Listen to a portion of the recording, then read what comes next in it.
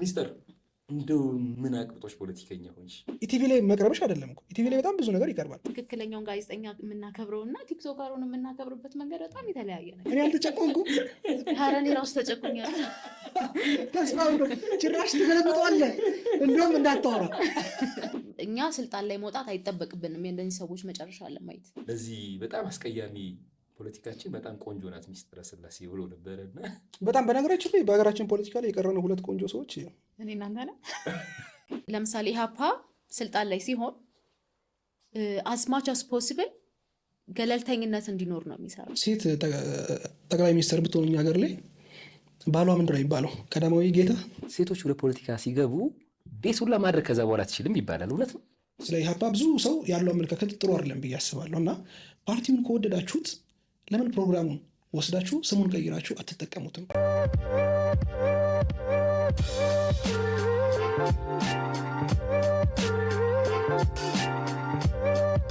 ሰላም ሰላም፣ እንዴት ናችሁ የተከበራችሁ የጄንዚ ቤተሰቦች? ዛሬ በጣም ትልቅ እንግዳ እዚህ ይዘን መጥተናል። በሀገራችን ፖለቲካ ላይ በወቅታዊ ጉዳይ በጣም አነጋጋሪ የሆነችው ወጣቷ ፖለቲከኛ ሚስጥረ ስላሴ እዚህ ትገኛለች። እንኳን ደህና መጣሽ። እንኳን ደህና ቆያችሁ። እኔ ሳኩት ታውቃለህ፣ ጄንዚ የሚኖር ሁሉ ጊዜ ማስረዳት ይኖርብናል። እና ምን ቤት ናችሁ እናንተ ጄንዚ አይደላችሁም እኮ ብንባል ምንድን ነው መልሳችን? እናንተ እስኪ ሶስታችንን እንቀላቅለን ነው ወይስ ራስን ችለን ወጣት ነው ነኝ ትላለህ? ኦልሬዲ ጄንዚ እድሜው እስከ 29 ነው አይደለ? ያ ከ10 ጋር ስለ እድሜ ታወሩ በቃ ፈራሽ አንተ አምጪ ቁጥር አንተ አምጪ ቁጥር። አይ እኔ ጄንዚ ነኝ አመኝበት ነው መጣው። እኔ ጄንዚ አይደለሁም ቢሻሪ በማጠጋጋት ነው ወደ ጄንዚ የቀረቡት። ከዛኛው ትውልድ ጄንዚ ይቀርበናል ብለን እስከ 35 አድርገነዋል። እንዴት ነው ባለፈው ማውርተናል። እድሜው እስከ 35 ያለው በኢትዮጵያ ኮንቴክስት ወጣት ስለሚባል እና እኛ ፕሮግራም ታርጌት ኦዲየንሳችን ከ18 እስከ 35 ያለው ነው።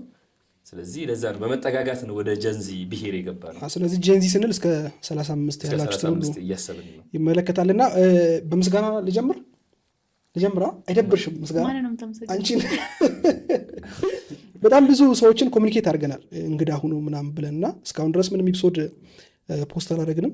ለዛ እስቲ 1-2 ልቀቁና እኒያም እንደሚመስል ይሄ ነገር ምናምን ብለው አስቸግረውን ነበረ። ሚስጥረ ብቻ ናት ምንም ነገር ሳታይ አምናን እኛ ብዙ እኔ ፊቴ ይታመናል። በእርግጥ አምናን እሺ ብላ ምንም ነገር ሳንለቅ እኔ በጄንዚ እምነት አለኝ። አንድ ስልክ ደወልን ተመጪ እንደሆነ ነው ያለን።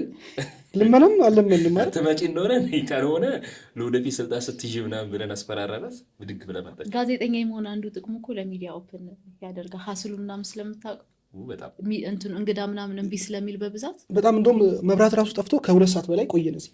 ይሄ ደግሞ ጭማሪ ኤክስትራ ምስጋና። በነገራችን ላይ እንግዲህ ባለፈውም ሳምንት ከዛ በፊትም በነበሩ ቀረጻዎቻችን እንግዲህ አውርተናልና የመጀመሪያ ኤፒሶዳችን ላይ እየቀረጸን መሀል ላይ መብራት ጠፋ። እንግዲህ የኢትዮጵያ ሕዝብ ይወቅልን መብራት እንደጠፋ ብለን ወጣን።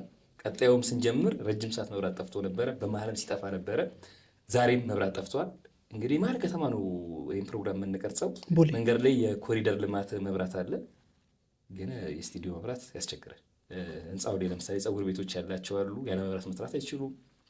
መብራት የቅንጦት ነገር አይደለም፣ ለእያንዳንዱ ጉዳይ በጣም መሰረታዊ ፍላጎት ነው እና ይሄ በጣም መሰረታዊ ፍላጎት የሆኑ መብራት ሁል ጊዜ በቋሚነት ይጠፋል። አሁን ይህንም እያወራ እንዳይጠፋ ይህንም እያወራ ሊጠፋ ይችላል። አንቺማ እንትን ጥሩ ካርድ እኮ አገኘሽ መንግስትን ለመቃወሜ። በዚህ አጋጣሚ ይጅበት በዚህ አጋጣሚ እንደው አሁንማ ደጋፊዎቹንም እያማረረ ነው። ለማንኛውም እንግዳችን ሚስጥረ ስላሴ ናት። እኔ ተስፋ አብ ነኝ፣ ባልደረባችን ዞራን ነው። ሚስጥር እንደው ምን ልሁን ብለሽ ፖለቲካ ውስጥ ገባሽ? ከዛ ብንጀምርስ ምን አቅብጦሽ ፖለቲከኛ ሆንሽ?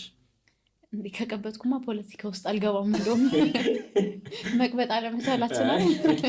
ስማ አንዱ ምን ብሎ ጽፎ ነበረ፣ ለዚህ በጣም አስቀያሚ ፖለቲካችን በጣም ቆንጆ ናት ሚስጥረ ስላሴ ብሎ ነበረና በጣም በነገራችን ላይ በሀገራችን ፖለቲካ ላይ የቀረነው ሁለት ቆንጆ ሰዎች እኔ እናንተ ነን። አንተ እንግዲህ ተስፋ እንዳይከፋ አንተ ሀሳብ ደግሞ ቆንጆ ነው። አንተ ባለፈው አንዲት ልጅ አንድ ጉዳይ ነገረችኝና ምንም ስሜት አልሰጣልኝ የምታወራው ነገር ምንድን ነው እያልሽኝ ያለሽው ስላት ንግግር እንደዞራ እንቀልድ ሆነብህ አለችኝ።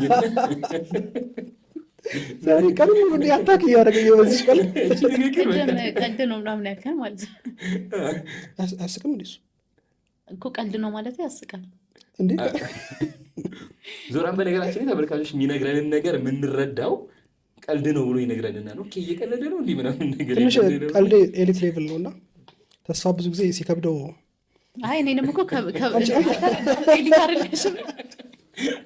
አሁን ተመልካቾች ይህ ፕሮግራም የከፈቱት ፖለቲካ ሊወራ ነው ብሎ እና ኮስተር ብለን እናወራ ሆነ ሲሪየስ ሆነን ምናምን ነገር በነገር ላይ አንድም ስትጠይቁኝ እሱ ምናምን ነገር ያልኩት ሁሌ ፎርማል ነገር ከፎርማል ነገር እንውጣ ብዬ ነው እና ኮስተር ብለን ምናምን ብለህ አትገድበን። ያው በጣም እኮ ያንተ ነገር እንትን ነው ግራ ገባኝ። አይለም ነው ተቀርሽ እኔ መሀል ላይ በጣም ስሜታዊ ሆኜ መንግስትን ልናገር ስለሚችል ለዛ እያመቻቸውኝ እኮ ነው። እኛ ሀሳብ አንገድም። እንግዲህ መኮሳተር ነው ብቻህን ተኮሳተር በእኛው ቤት እያዘዘችን ነው ሰልፎችን እና ተቀሰቀሰ የሙያ እንትን። እሺ ወደ ፖለቲካ ለምንድን የገባሽው? የምንኖርበትን ሁኔታ ስለማልወደው። እንዴት ነው እሱ? በደንብ እስኪ ያበራሪኝ። አሁን ለምሳሌ ፖለቲካ እያንዳንዱ ህይወታችን ውስጥ ይገባል። እያንዳንዱ ነገራችን ፖለቲካ ነው አይደለ? አሁን እኮ ስለ ኢኮኖሚም ስናወራ ስለምንም ስናወራ በአንድም በሌላ መንገድ በፖለቲካ ነው ኢንፍሉዌንስ የሚደረገው እና እሱን ኖ በቃ እኔ ፖለቲካ ስለማልፈልግ አልገባም ምናምን ካልክ አሁን ባለው ሁኔታ አሁን ያሉት ሰዎች ወይም በተለመደው መለኪያ ደግሞ በቃ ትክክል አይደሉም ብለን የምናስባቸው ሰዎች ሊድ ያድርጉን ነው ፖይንቱ የሚሆነው እና እኔ ደግሞ እሱን ማድረግ አልፈልግም። በጣም ትልቅ መልስ ነው ብዬ አስባለሁ። እና ሌላው ነገር ምንድነው በጣም አስፈላጊ ጥያቄ ነው ብዬ ማስበው በእኛ እድሜ ያሉ ወጣቶች የፖለቲካ ተሳትፏቸው በጣም ቀዝቅዟል እና ይሄ የፖድካስቱ ወሳኙ ዓላማ የኮሚኒኬሽን ችግር አለ። ፓርቲዎችም ፖለቲካ ላይ ያሉ ሰዎች ፖለቲካን የሚያቀርቡበት አፕሮች ወጣቱን የሚጋብዝ አይደለም ብለን አስበን ነው ይህን ፖድካስት የጀመርነው። እና በመጀመሪያ እንዴት አድርገሽ ትታዘቢያለሽ ወጣቱ አሁን ላይ ያለውን የፖለቲካ ተሳትፎ? እናንተ ደግሞ አንቺ ለምሳሌ ቲክቶክ የለሽም እና አለሽ ግን አትፖስትችበትም እና ምን ነው እንትን ነው የወጣቱን የፖለቲካ ተሳትፎ በጣም እናንተም እንደምትገነዘቡት ፖለቲካው ሲበላሽ በጣም ህይወቱ የሚበላሸው ወጣቱ ነው በጣም። ከዛ ደግሞ ብዙ ደግሞ ኢንቮልቭድ ያልሆነ ነው ወጣቱ ነው። እና እኔ ምን ጥያቄ ያደርጋለሁ ወይ ተስፋ መቁረጥ ነው ወይ ህይወቴ ቢበላሽም ተስፋዬ ማለት ነው ወይ ላስተካክለው አልችልም ወይ የማለት ተስፋ መቁረጥ ነው ወይስ አሁን ደግሞ እንዳልኩት በቃ እኔ ብገባበትም ብዙ የምለውጠው ነገር አይኖርም ከማለት ነው የሚል ጥያቄ አለ። ምክንያቱም እኔም ለምሳሌ ወደ ፖለቲካ ለመግባት ሳስብ ብዙ እንትን ላይ ነበር ገብቼ ምን ላደርግ እችላለሁ ነው በዋናነት ራሴን የምጠይቀው ምናምን። ግን ፖይንቱ አሁን እኔም ገብቼ ምን ላደርግ እችላለሁ ብዬ ቢሆን ኖሮ እዚህ ጋር እኮ ተቀምጠን ዲስከስ አናደርግም ነበር። ከዛ አንተም ምን አገባኝ ብለህ ቢሆን ኖሮ ይህን ፖድካስት አታዘጋጁም እናንተም እንደዛው። እና አንድ ሰው ከፖለቲካ መራቁ የብዙዎችን ከፖለቲካ መራቅ ያሳያል ብዬ አስባለሁ። ምክንያቱም ኮሌክቲቭ ላይ አይደለ ለውጥ ይመጣል የሚባለው። ስለዚህ ወጣት ነኝ ብዙ ለውጥ አላመጣም ተሰሚነት የለኝም ካል ብዙ ወጣት እንደዛ እያሰበ ነው ማለት ነው። ማሳያ ነው በአንድም በሌላ መንገድ እና ራሱን በጣም ኢንፍሉዌንስ በሚያደርገው ከዛ ደግሞ ፖለቲካውን በጣም የሚዘውሩት ሰዎች በጣም በፖለቲካው ህይወታቸው ኢንፍሉዌንስ አይደረግም በነገራችሁ ላይ ማለት ወይ አልፈውታል ኢንፍሉዌንስ የሚደረግበትን ኤጅ ወይ ደግሞ በአንድም በሌላ መልኩ ስቴብል የሆነ ነገር ላይ ነው ያሉት እና ብዙ ወጣቱ ዝቅተኛ የኑሮ ደረጃ ላይ ያለው የህብረተሰብ ክፍል ምናምን ነው ኢንፍሉዌንስ የሚደረግበት። ከዛ መራቁ እኔ ያሳፍረኛልም ልክም አይደለም ብዬ ነው የማስበው። ከቲክቶክ ወይም ከሶሻል ሚዲያ ጋር ላነሳኸው በነገራችን ላይ ዞራን በጣም የቲክቶክ ጉዳይ የሚያሳስበው እና ቲክቶክ ኢትዮጵያ ውስጥ ኦፊስ ከከፈተ ስራ አስኪያጅ ምናምን የሚሆኑ እሱ ነው። አዶናይ ዋና ይሁንና ምክትል ሆናለሁ። ብዙ ጊዜ አንስተዋል እኔም እንትን ብያለሁ ግን ማለት ጥሩ ነገር አይደለም። ቲክቶክ አለኝ ግን ብዙ እንደውም በእኔ ፌክ አካውንት ምናምን የከፈቱ ሰዎች 270 ምናምን ፎሎወር አያለው ምናምን እና ከዛ ደግሞ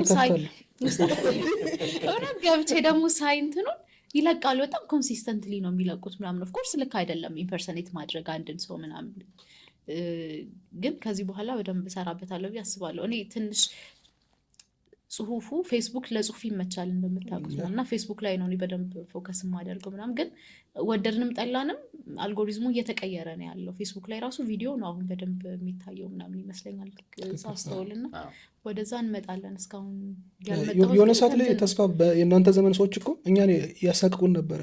የእናንተ ዘመን ሰዎች ስትል ፌስቡክ በጣም ብዙ ሰው ሲጠቀም ፌስቡክ ይሄ ማለት አዲስ ቴክኖሎጂ ሲመጣ አይተህ ከሆነ ነባር እንትኑን ለውጠን ቶሎ ወደዛ መሄድ ይከብደናል። ገብቷል። ከመጽሐፍ ሰው ወደ ፌስቡክ ሲመጣ ፌስቡክ እንዴት ሰው ይጠቀማል ምናምን ብለው ትልልቅ ሰው ወደዛ አይሄድም ነበረ።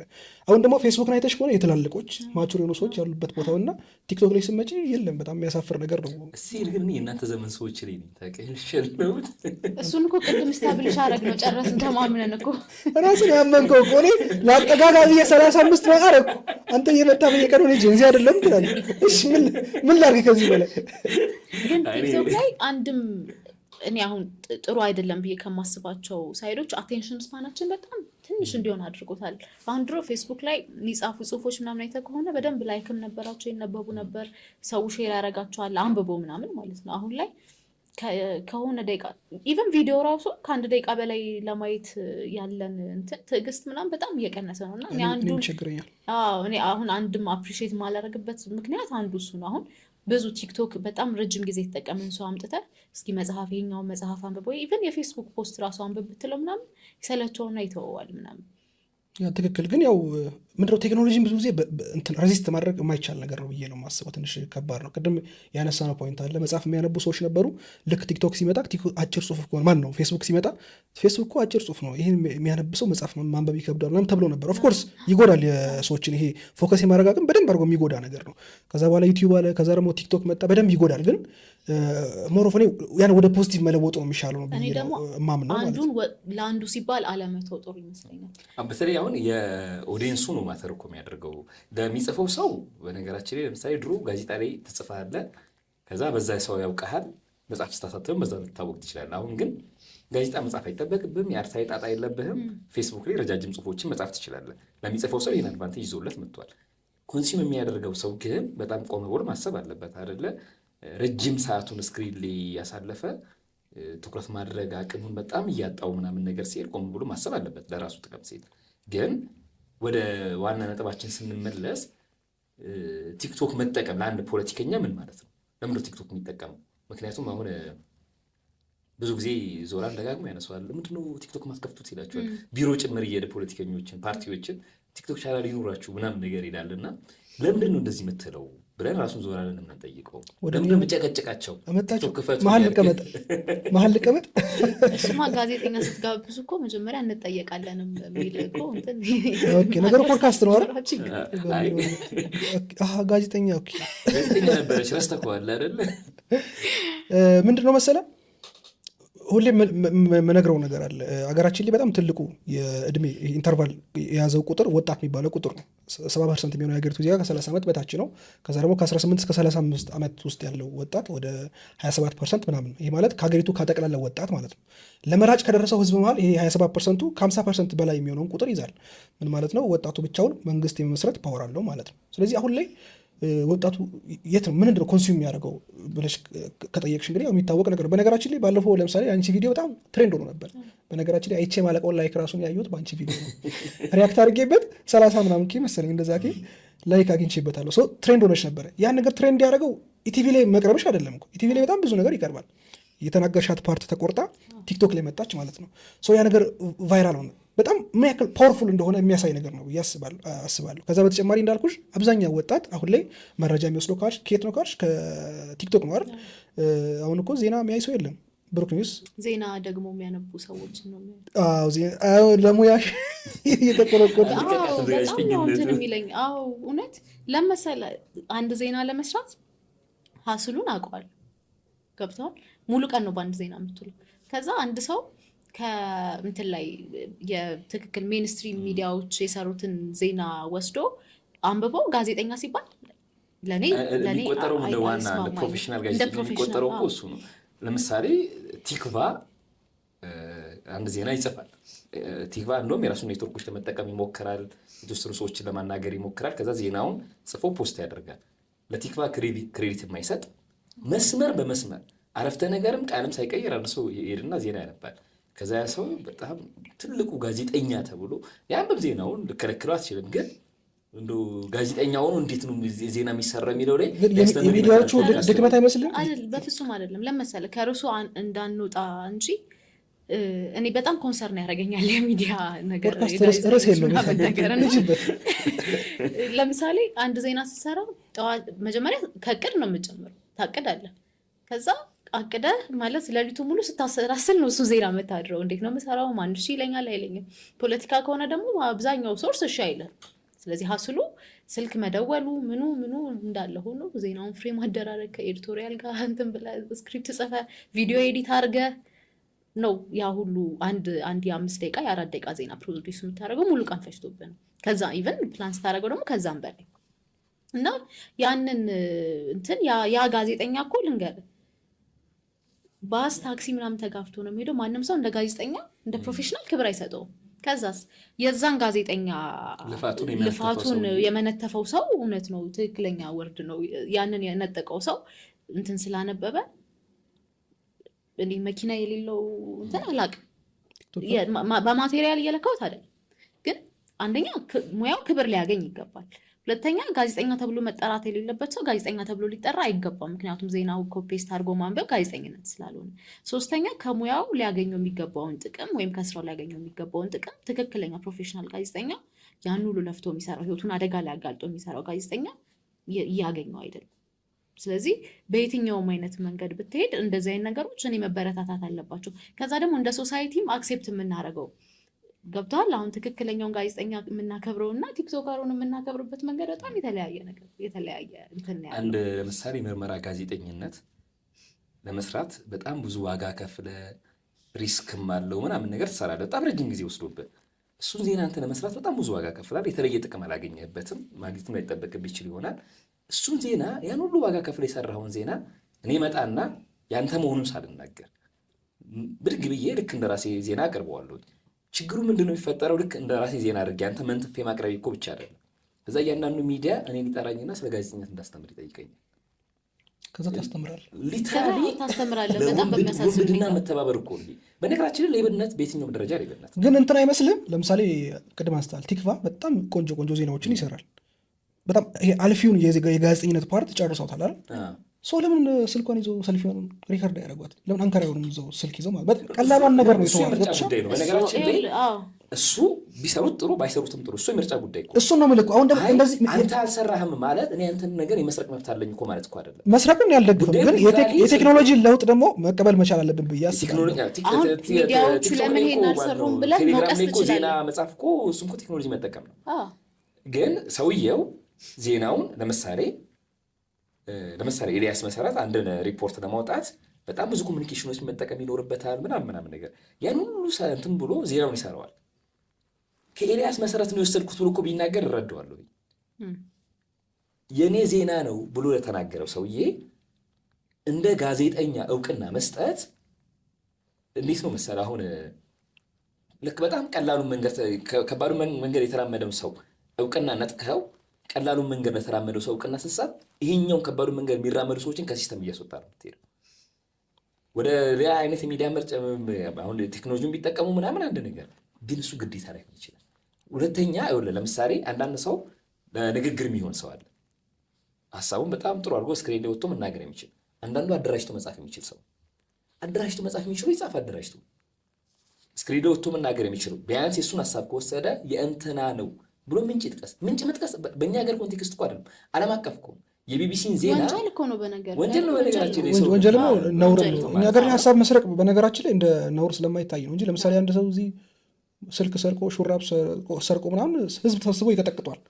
ገብቷል? ሀሳብ በነገራችን ላይ ሹራብ መስራት ይቀላል አይደል? ስለ አንድ ጉዳይ ቁጭ ብለህ አስበህ ምናምን የምትጽፈው የምታወጣው ነገር በጣም ብዙ ኢነርጂ የሚፈልግ ሙያውም እኮ እንዳይከበር ነው የሚያደርገው በነገር ላይ እንደዚህ አይነት ኢሹ። ምክንያቱም እነዚህ ሰዎች ወጥተው ስለ ጋዜጠኝነት ደግሞ ያብራራሉ። ገብቷል? እኔ አንድን ዜና ከስልክ ላይ ማንበብ ጋዜጠኝነት ሊሆን አይችልም። ኤኒዌይ ኢንፋክት አንከሩ ራሱ እኮ የዜናው ባለቤት አይደለም። በትክክል ፕሮፌሽናል አንከሩ የዜናው ባለቤት አይደለም። ዜናው ሪፖርት ያደረገው ሰውና የሚዲያ ተቋሙ አይደለም። ባይ ዲፎልት እኮ እንደዛ ነው ነገሩ። እና ሚዲያዎቹ ልትወቅስ ትችላለህ። ለምን ሜንስትሪሙን ብቻ ይሄዳሉ? ለምን ወደ ቴክኖሎጂ አልመጡም? ኦዲየንሳቸውን ያዩት አንድ ነገር ነው እሱ። ግን እነሱ ስላልመጡ ደግሞ የእነሱን ስራ ደግሞ ወስዶ እንደ ራስ ስራ አድርጎ ማቅረብ ደግሞ ቶታሊ ዲፍረንስ። በዚህ ዙሪያውን ኢህአፓ መንግስት ሲሆን ምን አይነት ፖሊሲ ሊያራምድ ይችላል? በዚህ አጋጣሚ ሜንሽን አድርጉ። ከዚህ በኋላ የምሰሩ ዜና ላይ እኔ ራሴ የጋዜጠኝነት እንትን የዜና ኮንተንት ልጀምር። ለዛ ነው የሞገትኳቸው። ለምሳሌ ትግሉን ካንተ ነው የምንጀምረው። እንትን ያደርጋሉ። አሁን አንዳንድ ሰው ሶሻል ሚዲያ ላይ ጽሁፍ ትጽፋለህ። እኔ አሁን በጣም እቸገር ነበረ። እጽፍና በጣም ብዙ ሰው ወስዶ ፖስት ማድረግ ይጀምራል። ከዛ ምንጭ አይጠቅስም።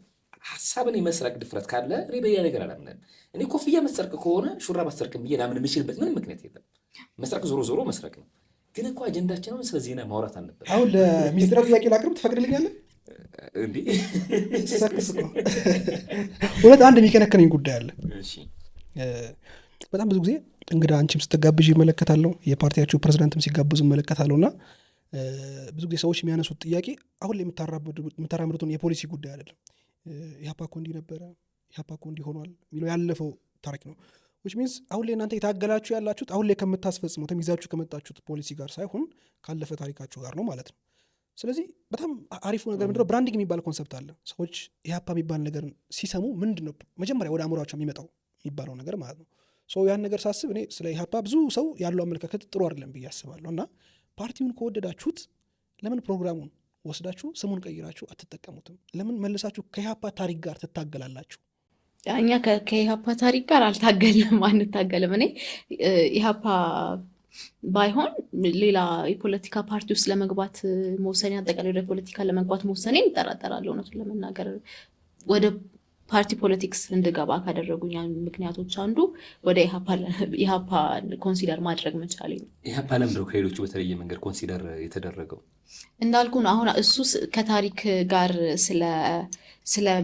ስለመታገል አልከው እንጂ ለእኔ ታሪኩ መስዋዕትነቱ ማከብረውና ከዛ ደግሞ የአሁን ያለውን ሁኔታ አሁን ላይ መሬት ላይ እያደረገ ያለውን እንቅስቃሴ አይቼ ደግሞ አክሴፕት እንዳደረገው ካደረጉ ምክንያቶቹ ዋነኛው ታሪኩም ጭምር ገብተዋል ምል አሁን እኛ ብዙ ጊዜ ስናወራ ስለዚህ ጊዜ ነው አይደል የምናወራው። ስለዚህ ጊዜ ስናወራ ብዙዎቹ ግን ኢህአፓ እንዲህ አድርጎ የድሮ ስቶሪ ያመጣሉ። ያ ለምን መሰለ የሆነው ኢህአፓን የሚጠላው ሰው በዝቶ ምናምን አይደለም። ምን እንደሆነ ታውቃለህ? አሁን ስላለው ነገር ማውራት ስለማይቻል ግን ያው ዞሮ ያንን የሚሉት ሰዎች አሁን ስላለው ነገር ማውራት አይችሉም። ግን ዞሮ ካርድ ሰጣቸዋል። ካርድ ያረጋችሁ ግላድሊ የኢህአፓን ታሪክ በማስረዳት የምናባክነው ጊዜ ወይም ምንድነው ታባክኑታላችሁ የምንባለውን ጊዜ እኔ በጣም ግላድ ሆኜ ነው ማለት ነው። አይ ለምሳሌ በኢህአፓ ታሪክ ለማብራራት ጊዜ ከማባከን አሁን ላለ እሱን ጊዜ እሱን ኢነርጂ የስም ኢሹ ብቻ አይደለም። የኢህአፓ ጉዳይ የስም ኢሹ ብቻ አይደለም፣ ሴንቲመንት አለው። እንኳን ቀደም ለነበሩት ሰዎች ለኔም ሴንቲሜንት አለው። ሴንቲሜንት ስለ የቤተሰብ ግንኙነት ምናምን እያልኩ አይደለም። ታሪኩ ለኔ ማከብረው ነው፣ መስዋዕትነቱን ማከብረው ነው። ስለዚህ ስሙ አሁን ሊቀየር ምናምን ተብሎ ውይይት ነበረ። እኔ እንዳይቀየር ከሚፈልጉት ሰዎች ውስጥ የምርሽን ነው? እውነት ለምን ጄንዚ ቀለጠ ትላል? እንዳልኩ ነው። የስም ጉዳይ ብቻ አይደለም። ኢህአፓ ሲነሳ የተነሳባቸውን ኢንቴንሽኖች አከብራቸዋለሁ፣ አክሴፕት አደርጋቸዋለሁ። እነዛ ነገሮች ደግሞ በኢህአፓ ነው እንዲሳኩ የምፈልገው። ተረድተኸኛል? ገብቶኛል። መስዋዕትነቱ አለ ማለት ኢህአፓ ታሪኩ ራሱ ስለ ፓርቲው በጣም ብዙ የሚገልጸው ፖዚቲቭ ነገር አለ እንጂ ሰዎች እንደሚያወሩት አይደለም። በቀደመው ኢህአፓና ግን በዚህኛው ኢህአፓ መካከል ላይ ምንድን ነው ያለው መሰረታዊ ግንኙነት? ለምሳሌ አሁን የቀደመው ኢህአፓ ሶሻሊስት ነው፣ አሁን ሶሻል ዲሞክራሲ ነው። እንዲህ እያለ ድሮ ደግሞ ኮሚኒስት ነበሩ፣ አሁን ደግሞ በመጋቢ ብሎ ነው የሚመሩት። ድሮ ኤቲስቶች ነበሩ። ስለዚህ ብዙ ለውጦች። መሰረታዊ ግንኙነቱ ምንድን ነው በቀደመው ኢህአፓና በአሁኑ ኢህአፓ ራሱ ነው። ከዛ ግን ራሱን ደግሞ ኢቮልቭ ያደርጋል በየጊዜው። ለምሳሌ ፖሊሲዎቹን ብታዩ አንድና አንድ አይነት አይደለም ከነበረው ጋር ማለት ነው በየጊዜው። ምክንያቱም የዓለም ፖለቲካ እንደምታውቁት ተለዋዋጭ ነው። መሰረታዊ መርሁን አይለቅም። መሰረታዊ መርህ አቺቭ መደረግ አለባቸው ብሎ የሚያስባቸውን ነገሮች አይለቁም። ግን ያንን በምን መልኩ አቺቭ እናድርግ የሚለው ነገር ላይ ደግሞ ራሱን በየጊዜው ኢቮልቭ እያደረገ ነው። በ76 ነው ሶሻል ዲሞክራት የሆነው፣ አሁን በቅርብም አይደለም። ከዛ ደግሞ እንዳልኩ ፖሊሲዎቹ በየጊዜው አፕዴት ይደረጋሉ፣ በየጊዜው ማሻሻያ ይደረግባቸዋል። እንዳልኩ ለለውጥ ሁሌም ኦፕን ነው። ግን ሁለት ኢህአፓ አይደለም ደግሞ ያለው፣ ራሱ ኢህአፓ ነው ራሱን ሪፎርም እያደረገ ኢቮልቭ እያደረገ አሁን የመጣው። ውጭ ሀገር ተቆርጦ የቀሩ ነበሩ መሰለኝና ገቡ። አማካሪዎቻችን ናቸው። ከዚህ ቀደም መስራቶች የነበሩትን ነው የምትለኝ አይደለ? በአማካሪነት ደረጃ አሁንም ከኛ ጋር አብረው ነው የሚሰሩት። በጣም ጥሩ። ስለ እንትኑ እናወራ በዚህ አጋጣሚ እንደውም ስለ ሶሻል ዲሞክራሲ፣ ስለ ፖለቲካ አይዲዮሎጂ ነው ወይስ አይዲዮሎጂ? በፊት ግን መጀመሪያ አይዲዮሎጂ እናስቀድሞ ስለ ወጣት ምን ታስባለች የሚሆን ጥያቄ ነበር እያሰብኩ የነበረው። እና አይዲዮሎጂ ቅድማ ወጣትነቱ ይቅደም። ያው በአይዲዮሎጂ ውስጥ አለ ፖሊሲ የሚኖረው ሶሻል ዲሞክራሲ ባጭሩ እንተዋወቀው። መጀመሪያ አንድ ወጣት ይህን ፕሮግራም አንድ 18 ዓመት ወጣት ቢኖር ምን ማለት ነው ሶሻል ዲሞክራሲ ብሎ ሊጠይቅ ይችላል። ስለዚህ በሌማን ቋንቋ ሁላችንም በምንግባባበት ለጄንዚ ስለሆነ እንደውም ብሮ ምናምን ሪኮመንድ እናደርጋለን። እኔ ኮፊት ነግሩኝ እናንተ መሳስዬ ኮፍያ ኮፍያ ፀጉር ያሻሻል ጥሩ አይደለም። በነገራችን ይኸውልሽ ዞራን ፀጉር ይሻሽቷል አልዋሽም። ዞራን ደግሞ ሽበት ማብቀል ጀምሯል። ቅድም እድሜ ያልነው ነገር መጣ እኮ እኔ ፀጉር ይሻሽቷል፣ ዞራን ሽበት አብቅሏል። ስለዚህ በቅርቡ ጄንዚ ያስወግደናል። ሶሻል ዲሞክራሲ በቃ ሰዎች ማህበራዊ ዋስትና ኖሯቸው ይኑሩ ነው ፖይንቱ። ከዛ ደግሞ በጣም ሀብታም በጣም ድሃ ሳይሆን መካከለኛ የኑሮ ደረጃ ላይ ሆኖ ከዛ ግን ለምግብ፣ መጠለያ፣ ትምህርት፣ ጤና እና የመሳሰሉ መሰረታዊ ጉዳዮችን ዜጎች በዜግነታቸው ብቻ በሀብት ልዩነት ወይም በዜግነታቸው ከተቻለ በመንግስት ካልተቻለ በጣም በዝቅተኛ ዋጋ አፎርድ እንዲያደርጉ ፖይንቱ። ለምሳሌ አሁን ትምህርትን መንግስት ከፍሎ ቢያስተምር አንድ ዜጋ ስለሆነ ያስተማረ ነው። ለምሳሌ ከፍሎ ቢያስተምር መንግስት ያስተምራል። በነገራችን ላይ ሚኒስትር ምናልባት ከተስፋ ጋር ባለፈው ከአራት ሰዓት በላይ ተከራከረ። አሳልፈው ልሰጠኝ በጣም ጽንፈኛ በስመ አብ የተለየው ኢትዮጵያ ውስጥ የካፒታሊዝም አንድ ሰው ደጋፊ እንደሆነ ከተጠረጠረ ከህዝብ ነው የሚጣለው። እናንተም ለህዝብ አሳልፈ ልሰጠኝ አንተ እኮ ራስህን አሳልፈ ይሰጠው። አይ ስታቀባብል እኮ ጉጉትን አየሁት የተሞግት እንዲህ ስትል አሁን ለምሳሌ መንግስት እንትኖች አሉ፣ የመንግስት ሆስፒታሎች፣ የመንግስት ትምህርት ቤቶች አሉ፣ ከዛ የግሎች አሉ አይደለ? የትምህርት ጥራቱ ተመሳሳይ ነው ወይ? የህክምና ጥራቱ ተመሳሳይ? አንድ ዜጋ በዜግነቱ የሚያገኘው ቤር ሚኒመም ሆኖ ሳለ በሀብት መጠኑ ለምን ይለያያል ነው ፖይንቱ። ግን ለምሳሌ አሁን ትምህርት መንግስት ቢያስተምር እናንተ አሁን ስልጣን ይዛችሁ ብለን እናስብ። አንቺ ጠቅላይ ሚኒስትር ሆነሽ ጠቅላይ ሚኒስትር ስትሆን እንቃወማታለን። እሺ በነገራችን አንድ ጥያቄ ልጠይቅ። እሺ ሴት ጠቅላይ ሚኒስትር ብትሆን እኛ ሀገር ላይ ባሏ ምንድን ነው የሚባለው? ቀዳማዊ ጌታ ህገ መንግስቱ ብዙ ያመለሰው ጥያቄ ያለ ትላለህ። አይኔ ነው ቁም ነገር። እሷ ጠቅላይ ሚኒስትር ሆነ እንመልስላቸዋል አርጉንና እሷ ጠቅላይ ሚኒስትር ሆነ ኮስተር ብለን መቃወም እንጀምራለን። እሺ ማንም ጠቅላይ ሚኒስትር ዝም ብለን እንቃወማለን። የታባቱ አይ ተመልካቾችም የዚህን ጥያቄ መልስ እኮ መስማት ከፈለጉ ሴት ጠቅላይ ሚኒስትር እንዲኖር ሰፖርት ማድረግ አለባቸው። ሰውኛም መምረጥ አለባቸው። በጣም ትክክለኛ የሚገርም ምርጫ ቅስቀሳ ቀጣይ ሳምንት አንድ ብልጽግና ሰው አምጥተን እሱም እንዲቀሰቀስ እናደርጋለን እንጂ ሴት ነው የምናመጣው። ህገ መንግስት በኃይል ለመናት ተብለን ዝም ብለን እስር ቤት አንገባትም። ወደ አጀንዳው እንመለስና መንግስት ቢያስተምር ለምሳሌ በጣም ብዙ ሚሊዮን ተማሪዎች አሉ። ባለፈው ቁጥር እየነገርከኝ ነበር። ስንት ሚሊዮን ነው መንግስት አሁን ያሉት ተማሪዎች ቁጥር ስንት ነው? ከትምህርት የወጡትን ነው የነገርኩ። ያሉት ብዙ ናቸው። በጣም በሚሊዮን የሚቆጠሩ ተማሪዎች አሉ በመማር የሚገባቸው ከትምህርት ገበታ የወጡትም ያሉትን ብንደምር ያን ሁሉ ሚሊዮን ተማሪ በመንግስት በጀት ካስተማረ መቼስ ያለንን የድህነት እናውቃለን፣ የበጀት ውስንነታችንን እናውቃለን። ጥራት ኮምፕሮማይዝ አይደረግም? አይደረግም። ለምን እንደማይደረግ ልንገርህ። አሁን ለምሳሌ በጣም ብዙ ጊዜ የምንጠየቀው ከየት አምጥታችሁ ነው ጤናን በነፃ ትምህርት ታደርጉት? ከየት ነው ብሩ? ቀላሉ ማሳያ ይሄ ሪሶርስ ስለሌለ አይደለም። ኢትዮጵያ ውስጥ እንደዚህ አይነት ጉዳዮች በጣም ትኩረት ያልተሰጣቸው፣ ትኩረት የምንሰጠው ለሌሎች ነገሮች። ለምሳሌ በጦርነት ምን ያህል ገንዘብ ነው የወጣው? በጦርነት ታዲያ የወጣው እኮ የሀገር ዋና በጀት ብቻ እኮ አይደለም። ለምሳሌ አንድ ህንፃ ሲወድም ህንፃው ከዚህ ቀደም የተሰራ ነው ወይ የቀደሙ ሀብቶች አንድ መንገድ ከወደመ እኔ እየጠየቅኩ ያለሁት አሁን ከመንግስት ካዝና የሚወጣ ገንዘብ ስለሱ ነው እየጠየቅኩ ያለሁት። ጥራት ኮምፕሮማይዝ የሚደረገው ጦርነት ሳይኖር እኮ ጥራት ኮምፕሮማይዝ ተደርጓል አይደል? መንግስት ብቻ እኮ አልነበረም የዛን የሚያስተ ይሄ መንግስት ትምህርት ቤቶችም ጥራት እኔ ለምሳሌ መንግስት ትምህርት ቤት ነው የተማርኩት። ኤግዛክትሊ የትኩረት ፖይንቱ ለምሳሌ የመንግስት ትምህርት ቤት ሲባል የድሃ ልጅ ብቻ የሚማርበት አቅም የሌላቸው ኦኬ የግል ትምህርት ቤት አይኖርም ነው ኖ እንደዛ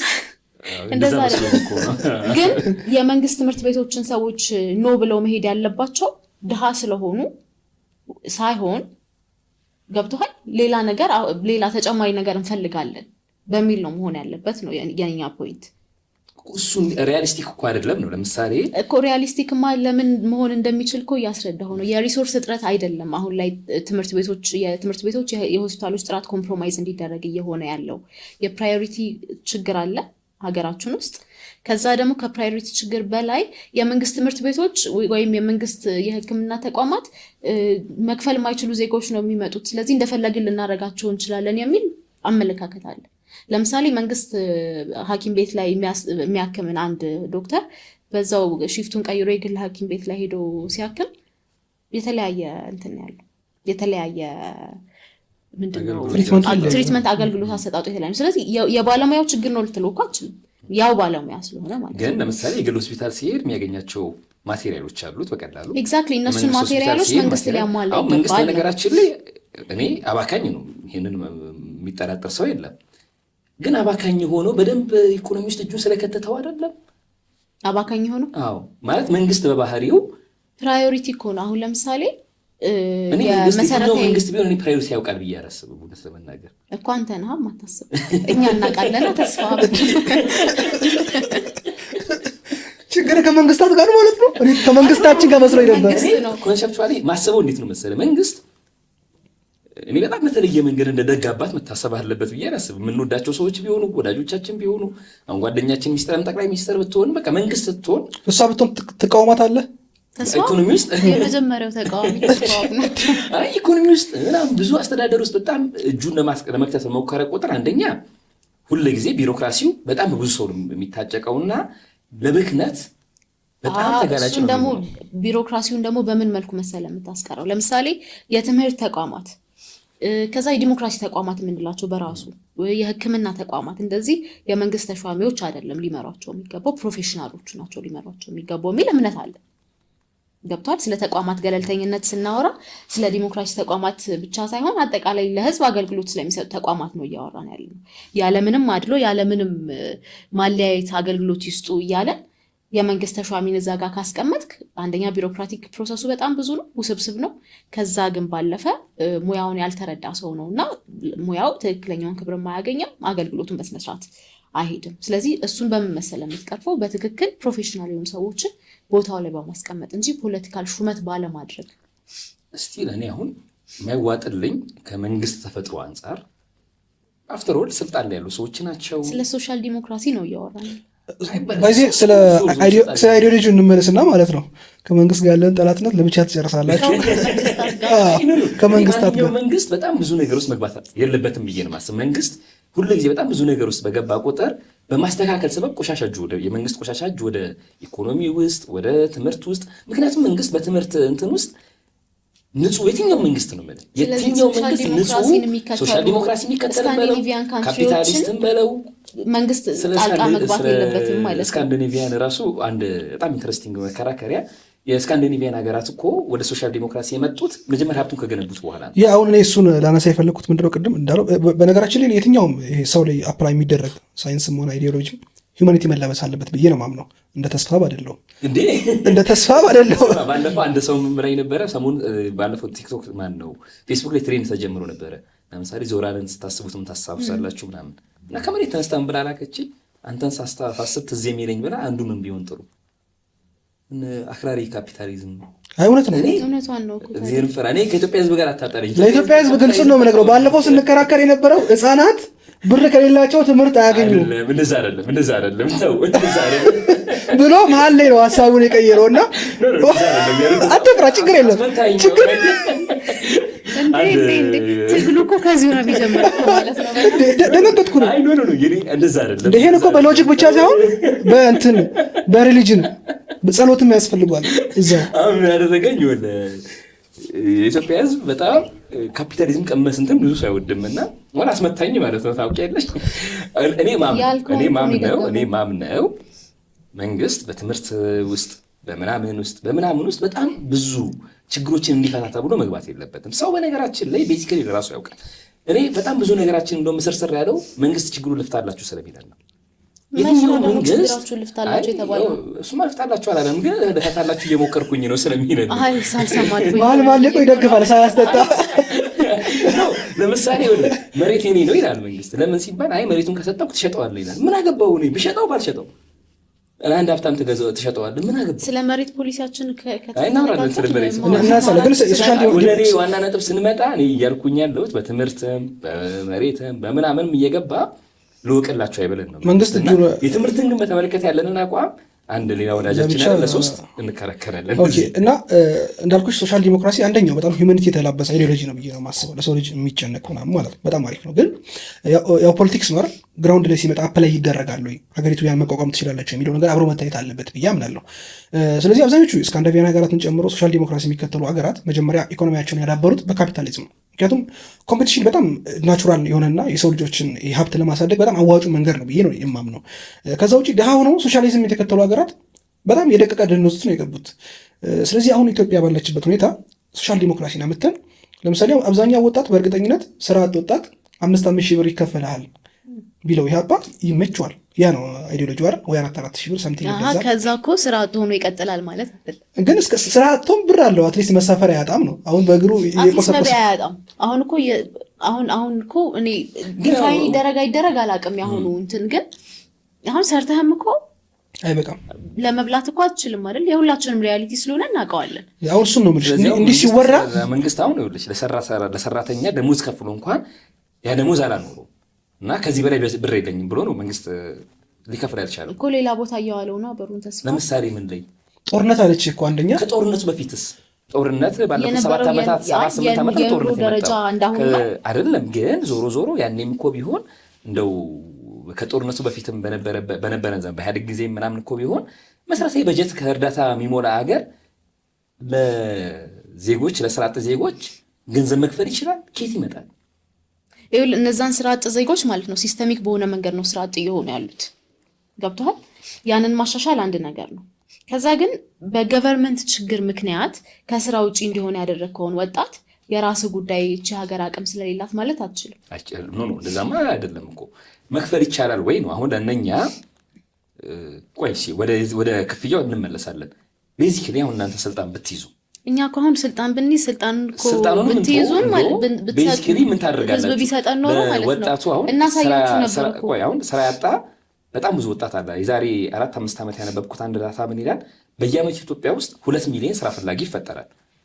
ከዛ ውስጥ ኢኮኖሚው ስራ እድል የሚፈጥረው ለ1 ሚሊዮን ሰው ብቻ ነው። 1 ሚሊዮን በየዓመቱ ተጨማሪ ስራ አጥ እየተፈጠረ ነው ማለት ነው። ይሄ ቁጥር ደግሞ አሁን በጣም ተባብሶ ሊሆን ይችላል። ስራ ያላቸው ጭምር አሁን ከስራ ገበታ ወጥተዋል። ስለዚህ ኢትዮጵያ ውስጥ በተለይ አሁን ታርጌታችን ወጣቶች ነው ብለን አይደለ? ከዩኒቨርሲቲ የተመረቁ በጣም ብዙ ወጣቶች ዩኒቨርሲቲ ያሉ ተመርቀው ስራ ማግኘት አለማግኘታቸውን እርግጠኛ ያልሆኑ በጣም ብዙ ስራ አጥ ወጣቶች አሉ። ይሄኛውን ችግር ቤዚክሊ በምን መንገድ ልፈቱ የምትችሉት? እንዳልኩ ነው ሲስተሚክ በሆነ መንገድ። ለምሳሌ አሁን ብዙውን ነገር አዙሬ ወደ ሰላም ነው መልስልን። ለምሳሌ አሁን ላይ ከስራ ኖሯቸው ስራ የነበራቸው ግን በተለያየ ምክንያት ከስራ ውጭ እንዲሆኑ የተደረጉ ሰዎች አሉ። ቢዝነሶች እየተዘጉ ነው አሁን ላይ በጣም ብዙ። እንደውም ባለፈው አንድ ጠበቃ ወዳጅ አለኝና ጠበቆች ሁሉ ላይሰንስ እየመለሱ ነው ምናምን በጣም ተማረው። እውነት በጣም ብዙ ጠበቆች እየተባለ ነው። እና ሰው በግሉ እንዳይሰራ እያደረገው አሁን ችግሮቹን አይደለም መጀመሪያ ማውጣት ያለብን። ሰው ችግሮቹን ስታወጣ ነው ፕሮብለምን አይደንቲፋይ የምታደርገው።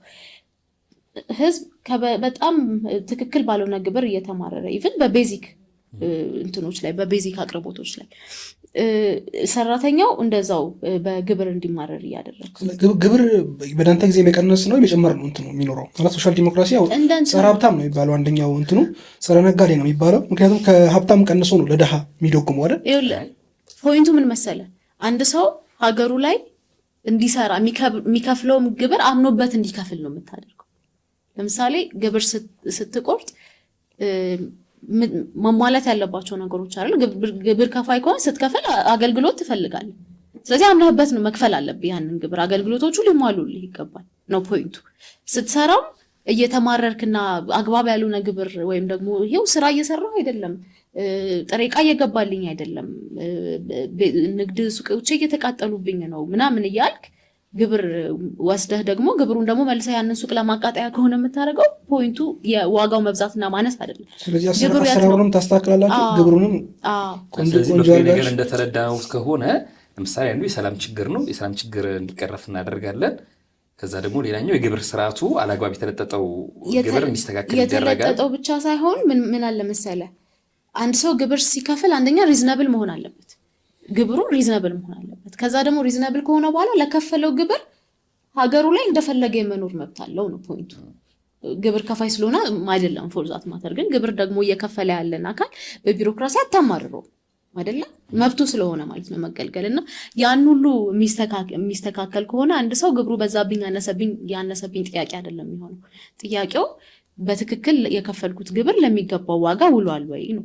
ሀገር ተጠቅማበታለች፣ ህዝብ ተጠቅሞበታል ወይ ነው ፖይንቱ የሚሆነው። ምክንያቱም እየሰራህ ነው፣ በትክክል ተመችቶ እኮ እየሰራህ ነው የሚሆነው አይደለ? ስለዚህ ሲስተሙን ማስተካከል ነው። ገንዘቡ ከየት ይመጣል አይመጣም ሳይሆን ጥያቄው ሲስተሙን መስተካከል አለበት ነው መጀመሪያ። ሲስተሙ ከተስተካከለ በኋላ ደግሞ መንግስት የሚሰበስበውን ግብር በትክክል ለዜጎች ማድረስ አለበት። በአገልግሎትም ቅድም እንዳልኩት በጤናም በትምህርትም በለው፣ ከዛ ደግሞ ሌሎች የመንግስት አገልግሎቶችን በመስጠትም ጭምር። ስለዚህ ጥያቄው መመለስ ያለበት መጀመሪያ የሲስተሙ ችግር ነው መፈታት ያለበት። ስለዚህ ስራሱን በማስተካከል በራሱ ይመራዋል። ከዛ ግን አንዳንድ ደግሞ ስርዓቱ ኦኬ ተስተካክሏል፣ ከዛ ገንዘብ ያለው በደንብ የሚጠቀምባት ገንዘብ የሌለው የማይጠቀምበት ሀገር ደግሞ መሆን የለበትም። እሱ ነው አሁን ቅድም ዞራንም ሊያነሳ የፈለገው። እሱም ባላንስ እንዴት ነው የምታስተካክሉት? ለምሳሌ አሁን አንድ በጣም ብዙ ሰዎች ጋር ያለው ምሬት በጣም ያልተመጣጠነ ሀብት ክፍፍል አለ። በጣም ጥቂት በጣም ብዙ ገንዘብ መርጨት የሚችሉ ሰዎች አሉ።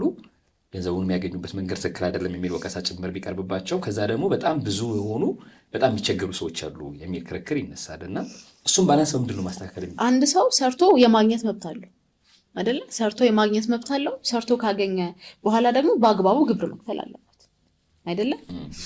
ከዛ ግን ባልተገባ መንገድ ግን ገንዘብ መገኘት የለበትም የሚል እምነት አለ። ባለፈውም ያልተገባ መንገድ ምንድን ነው? የፖለቲካ ከበርቴዎች ነው የምትሏቸው የስርዓት ከበርቴዎች ነው የምንላቸው። ለምሳሌ የስርዓት ከበርቴን ለአንድ ወጣት በሚገባው ቋንቋ ንገሩ። ምንድን ነው የስርዓት ከበርቴ? ኮፍያውን ልስጥሽ ወይስ ኮፍያ አድርገሽ በምታወሪ ደስ ይለን ወይ ይመጣ ነበረ። የስርዓት ከበርቴ ምን መሰለ፣ ሌላ እንትን ምንም ሶፊስቲኬሽን የለውም።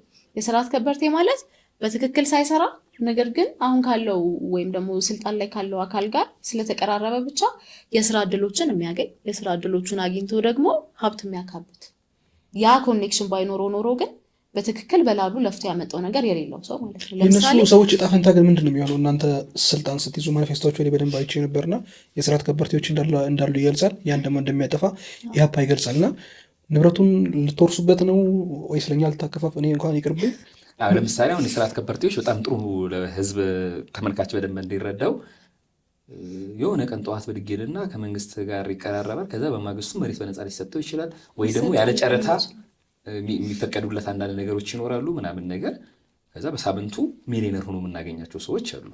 አሁን እንደዚህ አይነት ኦቨርናይት የሚመጣ ኦቨርናይት በጣም ሀብት ያገኙ ብዙ ሰዎች አሉ። መቼስ ይሄን በጣም ብዙ ተመልካች ይረዳዋል። ለማንኛውም የኔ ሀብት እንደዛ አይደለም። ምንጩን እናጣራለን። የእነኚህ ሰዎች እጣ ፈንታ ምንድን ነው የሚሆነው?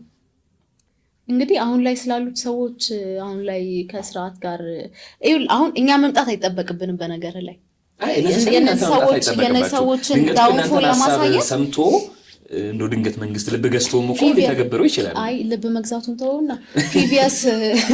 ፕሪቪየስ እንትን ከቀደመው ስርዓት ጋር ተያይዘው ሀብት ያጋበዙ ሰዎች አሁን ምን ላይ ናቸው የሚለውን ነገር ማየቱ እነዚህ ሰዎች መጨረሻቸው ምንድን ነው የሚሆነውን ለማሳየት በጣም በቂ ማስረጃ ነው። እኛ ስልጣን ላይ መውጣት አይጠበቅብንም የእነዚህ ሰዎች መጨረሻ ለማየት። ማንም ቢወጣ መጨረሻቸው ይሄ እነሱ የተጣበቁበት ስርዓት እስከሌለ ድረስ መጨረሻቸው ከዚህ በፊት የነበሩት የስርዓት ከበርቴዎች እንደነበሩበት ነው። ሌላ ምንም የተለየ ነገር አይሆንም። ስለዚህ አሁን ኢህአፓ ግን ራሱ ሰርቶ ጥሮ ያመጣ ከበርቴ አለ ወይስ የለም ነው የሚለው? እሱ መበረት አሁን እንትን ነው። ባለፈውም ብዙ ጋዜጠኞች ጠይቆ የነበረው ሁለት ሀሳብ አለ ማኒፌስቶ ላይ። አንደኛው የስርዓት ከበርቴዎች ተስፋፍተዋል እንላለን። ከዛ ደግሞ በአንድ በኩል የከበርቴው ስርዓት ደግሞ አልተስፋፋም ትላላችሁ። የትኛው ከበርቴ ነው የሚል ነገር አለ። በትክክል ለፍቶ ጥሮ ምናልባት በጣም ጥቂት ግለሰቦችን ልንጠቅስ እንችላለን። አብዛኛው እንደዛ አይደለም። እንደሱ አይነት እንትኖች መበረታታት አለባቸው ሰርተው፣ ከዛ ደግሞ መልሰው ደግሞ ለህዝባቸው የሚሰጡ ባለሀብቶች መበረታታት አለባቸው ብለን እናስባለን። ግን ተስፋፍቷል ደግሞ ብለን የምናስበው የከበርቴው ስርዓት በስርዓት በኩል ያለው የከበርቴው እንትን። ስለዚህ የስርዓት ከበርቴ ነው ብዙ ያለው። ይሄ ራሱ ሰርቶ ያመጣው ከበርቴ ትንሽ ነው። which means የምታገኙትም ግብር ትንሽ ነው ማለት ነው ስልጣን ላይ ከወጣችሁ በኋላ። ኤግዛክትሊ። ከዛ በኋላ ግን የሚሆነው ምንድነው? አሁን ሪያሊስቲክ ላይ መስል ይችላል። አሁን ወይ እንትንም የምርጫ ጊዜም ስለሆነ ምረጡ ይሊሉ ማለት እንደዛ ነው። ሶሻል ዲሞክራሲ ጣፋጭ ነው። እንደዛ ሀሳቤን እኮ መግለጽ አልቻልኩም። እንደዛ ሊባል ይችላል እያልኩ ተናገሪ። ችግር የለም። እንትን ነው ፖይንቱ ምን መሰለ እኛ ለምሳሌ ኢህአፓ ስልጣን ላይ ሲሆን as much as possible ገለልተኝነት እንዲኖር ነው የሚሰራው። ገለልተኝነት ስለ ቅድም እንዳልኩት በዲሞክራሲ ተቋማት ገለልተኝነትም ከዛ ደግሞ በትክክል የሰራ ሰው እንጂ ከስርዓት ጋር ተሞዳምዶ ወይ እንትን ብሎ ምንድነው የሚከብር ሰው እንዲኖር አይደለም የሚፈልገው። ምክንያቱም በነገር ላይ እነዛም ሰዎች ፕሮቴክት እያረካቸው አይደለም ኦቨርናይት ሚሊዮነር እንደሆኑ እያደረግ ፕሮቴክት እያረካ እስካለ ይኖራሉ ወይ ካንተ ጋር እስካልተጋጩ እናንተ ስልጣን ላይ እስካለ ይኖራሉ። ከዛ በኋላ አወዳደቃቸው ይከፋ ነው የሚሆነው። ስለዚህ ያንን ማድረግ አንፈልግም ትክክል ነው ብለን ስለማናምን ማለት ነው። ስለዚህ ሰርቶ ያመጡ ሰዎችን እናበረታታለን። አዎ ሰርቶ ያመጡ ሰዎች መበረታታታቸው በጣም ጥሩ ነው። በጣም እርግጠኛ የምንሆነው ነገር አሁን እናበረታታው ግን ዋንጃ በመስጠትና ምሳሌ ሲስተም በማስተካከል እሱ ጋር ተረድቻለሁ። አሁን ለምሳሌ ከስርዓቱ ጋር ተሞዳምዶ ገንዘብ ያገኙ ሰዎች አሉ። ጨረታ ሳይወዳደሩ አንዳንድ ነገሮችን እያሸነፉ ምናምን ሊሆን ይችላል። ነገ ጠዋት ይህ ስርዓት ሲወድቅ ሲስተሙ ራሱ ይጥላቸዋል። አሁን እናንተ ስልጣን ላይ ሆናችሁ ብለን እናስብ። እነኛ ሰዎች ሲስተሙ ራሱ ጣላቸው፣ ራሳቸውም ሊሸሹ ይችላሉ። ከዛ የሚቀሩ በራሳቸው ጥረት ገንዘብ ያገኙ የሆኑ ባለሀብቶች አሉ። እነኛ ባለሀብቶች የሚከፍሉት ግብር በጣም ጥቂት ገንዘብ ነው። በዛች ጥቂት ገንዘብ ኦቨርናይት የሚመጣ ነገር እኮ የለም። ስለዚህ ያቺን እያንዳንዱ ነገር ፕሮሰስ ነው እያንዳንዱ ነገር ገብቶሃል። አሁን ኢህአፓ ስልጣን ላይ በወጣ ማግስት ለስራ አጥ ገንዘብ ይከፍላል እያልኩ አይደለም፣ መሆን ስላለበት ነገር ነው እያወራን ያለ ነው። እና እዛ ሲስተሙን በምናስተካክልበት ሂደት ውስጥ ልናደርግ የምንፈልጋቸውና የምናደርጋቸውን ነገሮች ነው በፖሊሲያችን ላይ ያስቀመጥ ነው። ለምሳሌ አሁን ችግር እየመጣ ያለው እኮ አንድ ስርዓት ሲቀየር የስርዓቱን እያንዳንዱን ነገር ኦቨርናይት መገልበጥ፣ ከዛ በኋላ ደግሞ አዲስ ነገር ለመተካት በመሞከር ነው። ምንም ነገር የሂደት ጉዳይ ነው። በሂደት ውስጥ ግን አቺቭ ማድረግ የምንፈልጋቸው ነገሮች አሉ። አቺቭ ማድረግ የምንፈልገው አንዱ ሶሻል ዲሞክራሲን ኢትዮጵያ ውስጥ ማስፈን ነው። ያ የፕሮሰስ ጉዳይ ነው። ተረድተኸኛል የምልህን? ስለዚህ በፕሮሰስ ውስጥ አልፈን አቺቭ ማድረግ የምንፈልገውን ነገር ስንገልጽ ኦቨርናይት እንደሚሆን መጠበቅ የለበት። ስለዚህ እንደተመረጣችሁ በአንድ ዓመት በወራት ውስጥ የሚፈታ ጉዳይ አይደለም። ሪያሊስቲክ መሆን አለብን። አሁን ማለት ሰው እንዲመርጠኝ ምናምን ወይ እንዲመርጠን እኮ በተመረጠ ማግስት እንዲናረጋለን ምናምን ማለት ቀላል ነው። ግን አንዳንዴ ማለት ካለፉትም ነገሮች የምትማረው አለ አይደለም። ማታደርገውን ነገር ቃል መግባት ልክ አይደለም። ፕሮሰስ ነው ምንም ነገር ማለት ሪያሊስቲክም አይደለም እኮ። አሁን መጥቼ አሁን ልክ በቃ በተመረጠን በሚቀጥለው ወር ደሞዝ መክፈል እንችላለን ለስራ አጥ ምናምን አይደለም። የሚታወቅ ነገር ስለሆነ አቺቭ የማይደረግ ነገር ግን ፕሮሰሱን ደግሞ እንጀምረዋለን። በተመረጠን ጊዜ ያ የሚሆንበትን ፕሮሰስ እንጀምራለን። ሶሻል ዲሞክራሲ ኢትዮጵያ ውስጥ እንዲረጋገጥ እንሰራለን ነው ዋናው ነገር። ሌላው ደግሞ ማኒፌስቶቹ ላይ ያየሁት ነገር ምን ይላል? ጎዳና ተዳዳሪነትን ማጥፋት ይላል። እና አሁን ላይ አዲስ አበባ ላይ ብቻ ወደ 50 ሺህ ጎዳና ተዳዳሪ፣ እንደ ሀገር ደግሞ ወደ 250 ሺህ ጎዳና ተዳዳሪ አለ። በነገራችን ላይ አንድ ጊዜ የምታስታውስ ከሆነ 2011 መሰለኝ መንግስት በሚቀጥለው ዓመት ወደ 3 ሚሊዮን የሚጠጉ ስራ አጦችን እናጠፋለን ብሎ ሪፖርት ሲያደርግ አንድ ልጅ ኮሜንት ገብተው መንግስትማ ማይለው ነገር እኮ የለም እንደፈራሁት ልትረሽኑን ነው አለ። መንግስት ማይለው ነገር የለም። እናንተ 250 ሺህ ምን ልታደርጓቸው? እንዳልኩ ነው የፕሮሰስ ጉዳይ ነው። ከዛ ከፕሮሰሱ ባለፈ ግን ሲስተሙን የማስተካከል ጉዳይ ነው ብለን እናስባለን። ለምሳሌ አሁን በቀላሉ አሁን በቅርብ ጊዜ ነው አይደለ? በተለይ ከሰሜን አካባቢ የመጡ ተፈናቃዮችን እያየን ያለ ነው። የእነሱ ቁጥር ቀላል የሚባል አይደለም። እነሱን በምን መልኩ ታጠፋላችሁ ተብሎ ሊጠየቅ አይችልም። ፖይንቱ በመኖሪያቸው በአካባቢያቸው በሰላም እንዲኖሩ ማድረግ ነው። ገብቶሃል? ከዛ ደግሞ ሲስተሙን የማስተካከል ሁኔታ ነው። ቅድም እንዳልኩ ትምህርት ፕሪቪሌጅ መሆን የለበትም መሆን አለበት እኮ። አሁን ሲስተሙ ሲባል ማን ነው ሲስተሙ? ማለት ሰላም ከሆነ በራሱ በጣም ብዙ የሚነሳ ሰው አለ። ሰላም እኮ የሚመለሳቸው ሰዎች አሉ። ትምህርትን ፕሪቪሌጅ ካላደረከው ወይም ደግሞ ትምህርት ለተወሰኑ ሰዎች የሚሰጥና የሆነ ምንድነው ፕሪቪሌጅ ሜቢ ሀብታም ለሆኑ ለምናምን ይሄ እንትን እንዳይሆን ካደረግከው በጣም ብዙ የሚቀንሰው ነገር አለ። ስራም ኢቭን ፕሪቪሌጅ እንዳይሆን ካደረግ ብዙ የሚቀንሰው ነገር አለ። በደንብ ስማ ተስፋቢ አንተ በጣም ነጭ ካፒታሊስት አድርጎ ደምድሞኛል እና አልክ እኮ ታዲያ ገንዘብ የሌለው ዋይማን በጣም ተስፋ ስለ ጉልበት ሻምናት አላልኩ። አይ ትምህርት ላይ ያለና አሁን ግን በደንብ ሌላ ጊዜ ብንከራከርበት ዶሮ አልጮህም እንጂ አሁን እኮ ወደ ሌላ አጀንዳ እንዳንገባ ፈርቼ እንጂ እኔ ጥያቄ የለም። የካፒታሊዝም ደጋፊ ነኝ። ሞዴሬተር ሆኜ ታከራክሪናለሽ እና ይህ ጉዳይ ግን በጣም አጥርቼ ማለት ይኖርብኛል። እኔ እያልኩኝ ያለሁት ኢፍ አሁን መንግስት መሬት የግል ያደርጋል ብለን አስዩም አድርገን እናስብ እና ነፃ ገበያ በትክክል ተግብሯል ብለን እናስብ። እነዚህ ካሰብን በኋላ እውነት ለመናገር ሰዎች ከፍ ለመማር ራሱ እንትኑ ይፈቅድላቸዋል። የኮሚኒቲ ትምህርት ቤቶች ምናምን ነገር መኖራቸው አይቀርም። ስለዚህ እኔ ቢሆን ደስ የሚለኝ እስከ ትምህርት ስርዓቱ ላይ ለምሳሌ ከአንደኛ ክፍል ጀምሮ የሙያ ትምህርቶች ኮንሲደር ቢደረጉ መንግስት እስከሆነኛው እንትን ያስተምር። ከዛ በኋላ ግን ያለው ትምህርት ላይ አይኖር ግን የዞራን ክርክር ነው እኮ እሱ ያንተና የዞራን ክርክር። ከዛ ከሆነኛው ጊዜ በኋላ ገንዘብ ተከፍሎ ነው መማር ያለበት ማለት ነው። አንተ ከሆነኛው ጊዜ በኋላ ብቁ እኮ ገንዘብ በገንዘብ አይደለም ብቁነቱ መለካት ያለበት በዝንባሌ ነው መሆን ያለበት። እሱ እኮ ኢፍ እኮ አይደለም። ቅድም ለምሳሌ ራሱን ሰፖርት ማድረግ የማይችል ለምሳሌ አንድ ልጅ ከድሃ ቤተሰብ ቢወለድ ህፃን ነው። ያ ልጅ የመማር መብቱ መብት ተብሎ መያዝ በመንግስት መከበር አለበት ወይስ የለበትም? በር እስካለው ብቻ ነው መማር ያለበት? በጣም አራከው። እንዴት ነው እኔ ስለ የነበረው እስከሆነኛው ክፍል ድረስ እስከ 8 በለው ምናምን ነገር መንግስት ሲያስተምር ምን ኮንሲደር ተደርጎ ይማር? የሙያ ትምህርቶች ኮንሲደር ይደረጉ። አይ ከዛ በኋላ በብቃቱ ብቁ ከሆነ ብቻ መማር ያለበት። ብቁ ከሆነ ሴንስ ተፈትኖ ሄዶ መማር የሚችል ሆነ እኮ ብቃቱ ግን በገንዘብ መለካት የለበትም። ብቃት ወሰደች እኮ የእውቀት ብቃት እኮ ነው እያልኩሽ ያለው። አይ ለምን እንደዛ እንዳልኩት ታውቃለህ? ለምሳሌ ቅድም የገንዘብ ብቃትና የእውቀት ብቃት የተለያየ ነው። ትምህርት እኮ የምትለካው በእውቀት ብቃት ነው፣ የተለያየ ነው። ግን ገንዘብ ባይኖረው ሲያሰው መንግስት አያስተምረው ምን እንትን ያለ ፈተናው ብቁ ካልሆነ ከሆኑ በቃ እስከ 8ም ደርሶ ራሱን ገንዘብ ለመስራት አልቻለም። ምን ይደረግ? ብቁ ይሁን በትምህርት ብቁ ካልሆነ ሄዶ ጋራጅ ይስራ። አይ ትምህርት ጥሩ ይችላል እኮ ልጁ ከቻለ የማይማርኩት ገንዘብ አጣሩ። አዎ እሱ እኮ ገንዘብ ከሌለው አይማር እኮ የነበረው ይማር ፈተናዎቹ አንተ ነው ሚስ ኢንፎርሜሽን እየሰጠ አልገባኝም። መንግስት ያስተምረው ገንዘብ ከሌለው ምንለው ጥሩ ነበር። መንግስት ያስተምረው እንዴት ነው መሰለህ? መንግስት በጣም በሚሊዮን ሰዎችን ያስተምራል። በሚሊዮን ሰዎችን ሲያስተምር ብቃትን ኮምፕሮማይዝ አድርጎ ነው እያስተማር ያለው። እንዴት ነው አንድ ክፍል እኔ ስማር ምንድን ነው መሰለሽ፣ እኔ የመንግስት ትምህርት ቤት ነው የተማርኩት። የመንግስት ትምህርት ቤት ስንማር አንድ ክፍል 100 ምናምን ተማሪ ስንማር አንድ አስተማሪ 4 ሳብጀክት ያስተምረናል። ብቁ ያልሆኑ አስተማሪዎች አሉ። ይመጡና በቃ ዝም ብሎ እንደ ነገሩ ሆነን ውለን ነው የምንሄደው። ብቃት ኮምፕሮማይዝ ተደርጓል።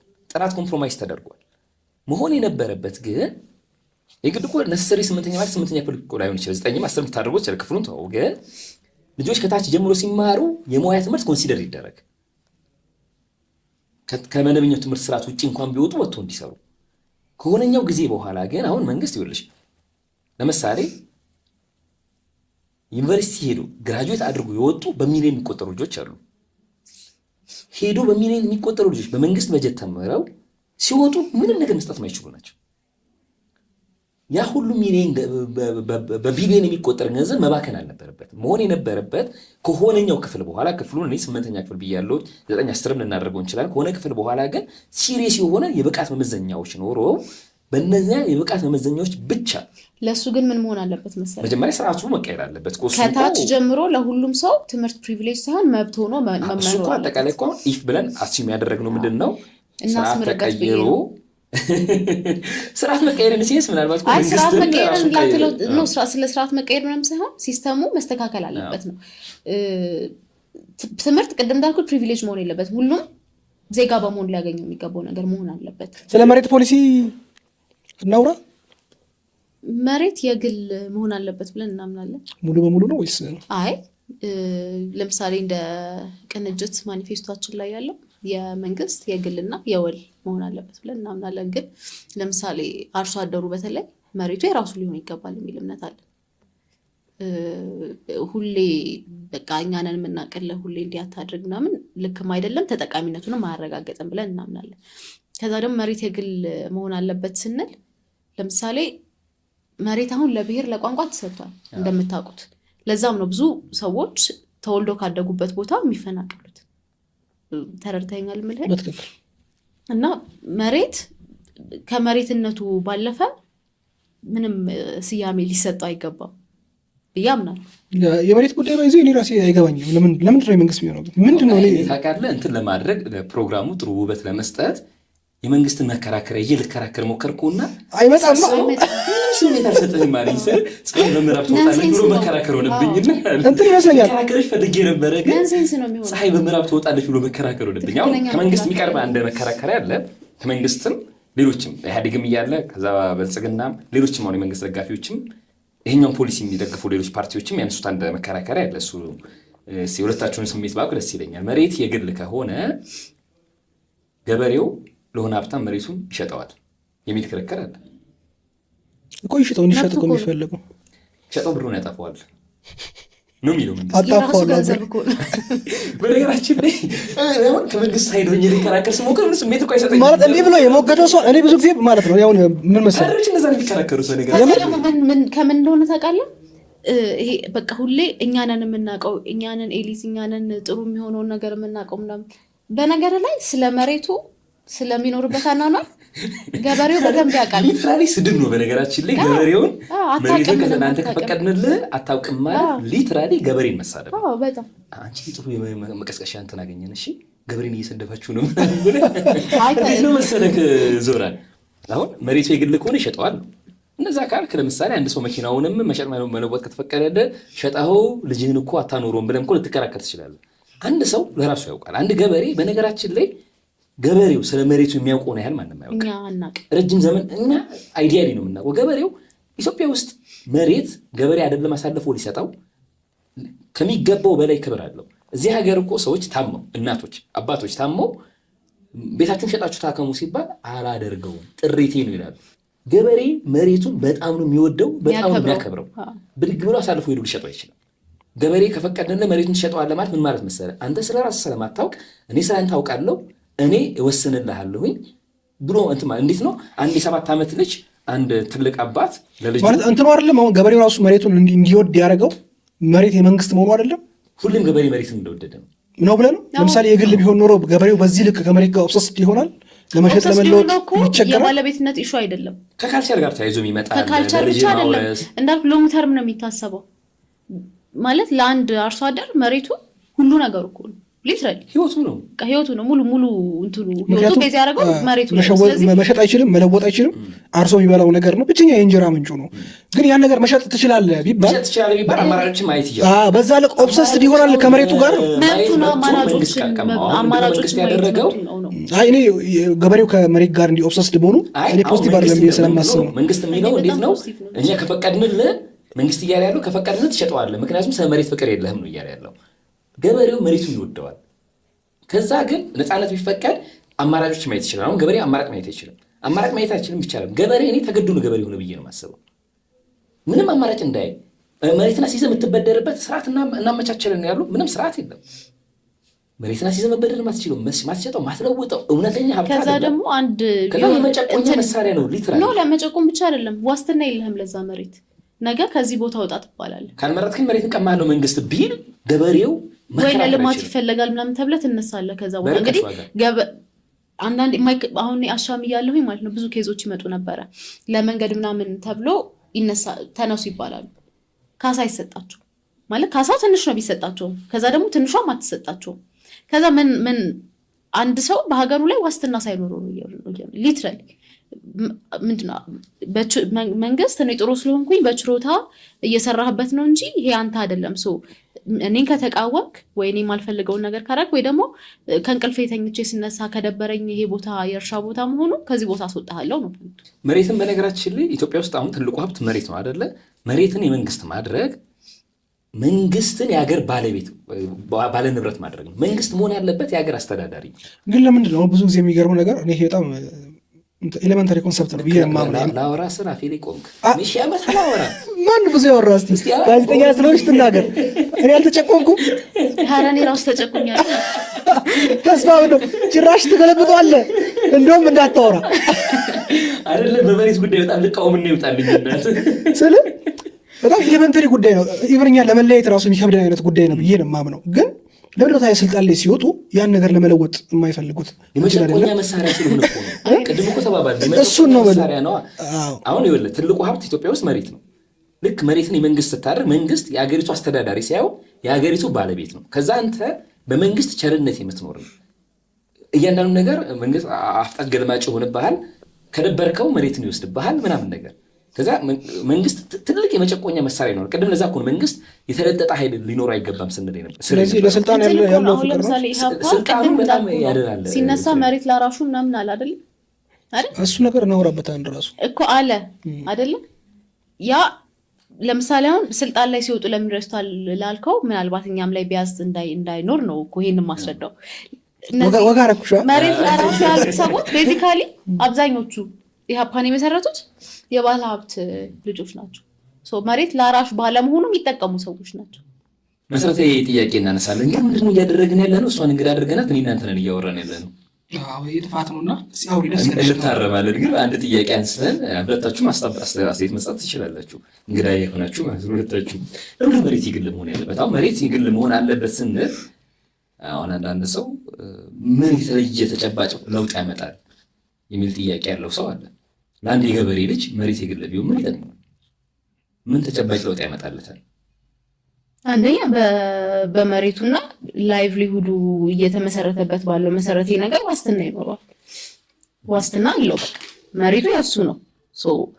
ማንም እንደፈለገ ተነስቶ ውጣ ገባ ምናምን የሚለው ነገር አይደለም። እና መሬትን ቅድም እንዳልነው አንድ የመጨቆኛ መንገድ መሆኑ ያበቃል።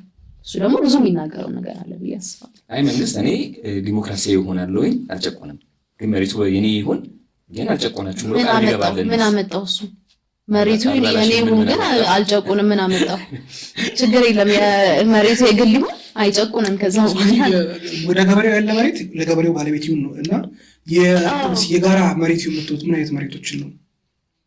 ለምሳሌ አንድ ሰው ጓሮ ላይ ወርቅ ቢገኝ እሱማ የራሱ ንብረት ነው። እውነት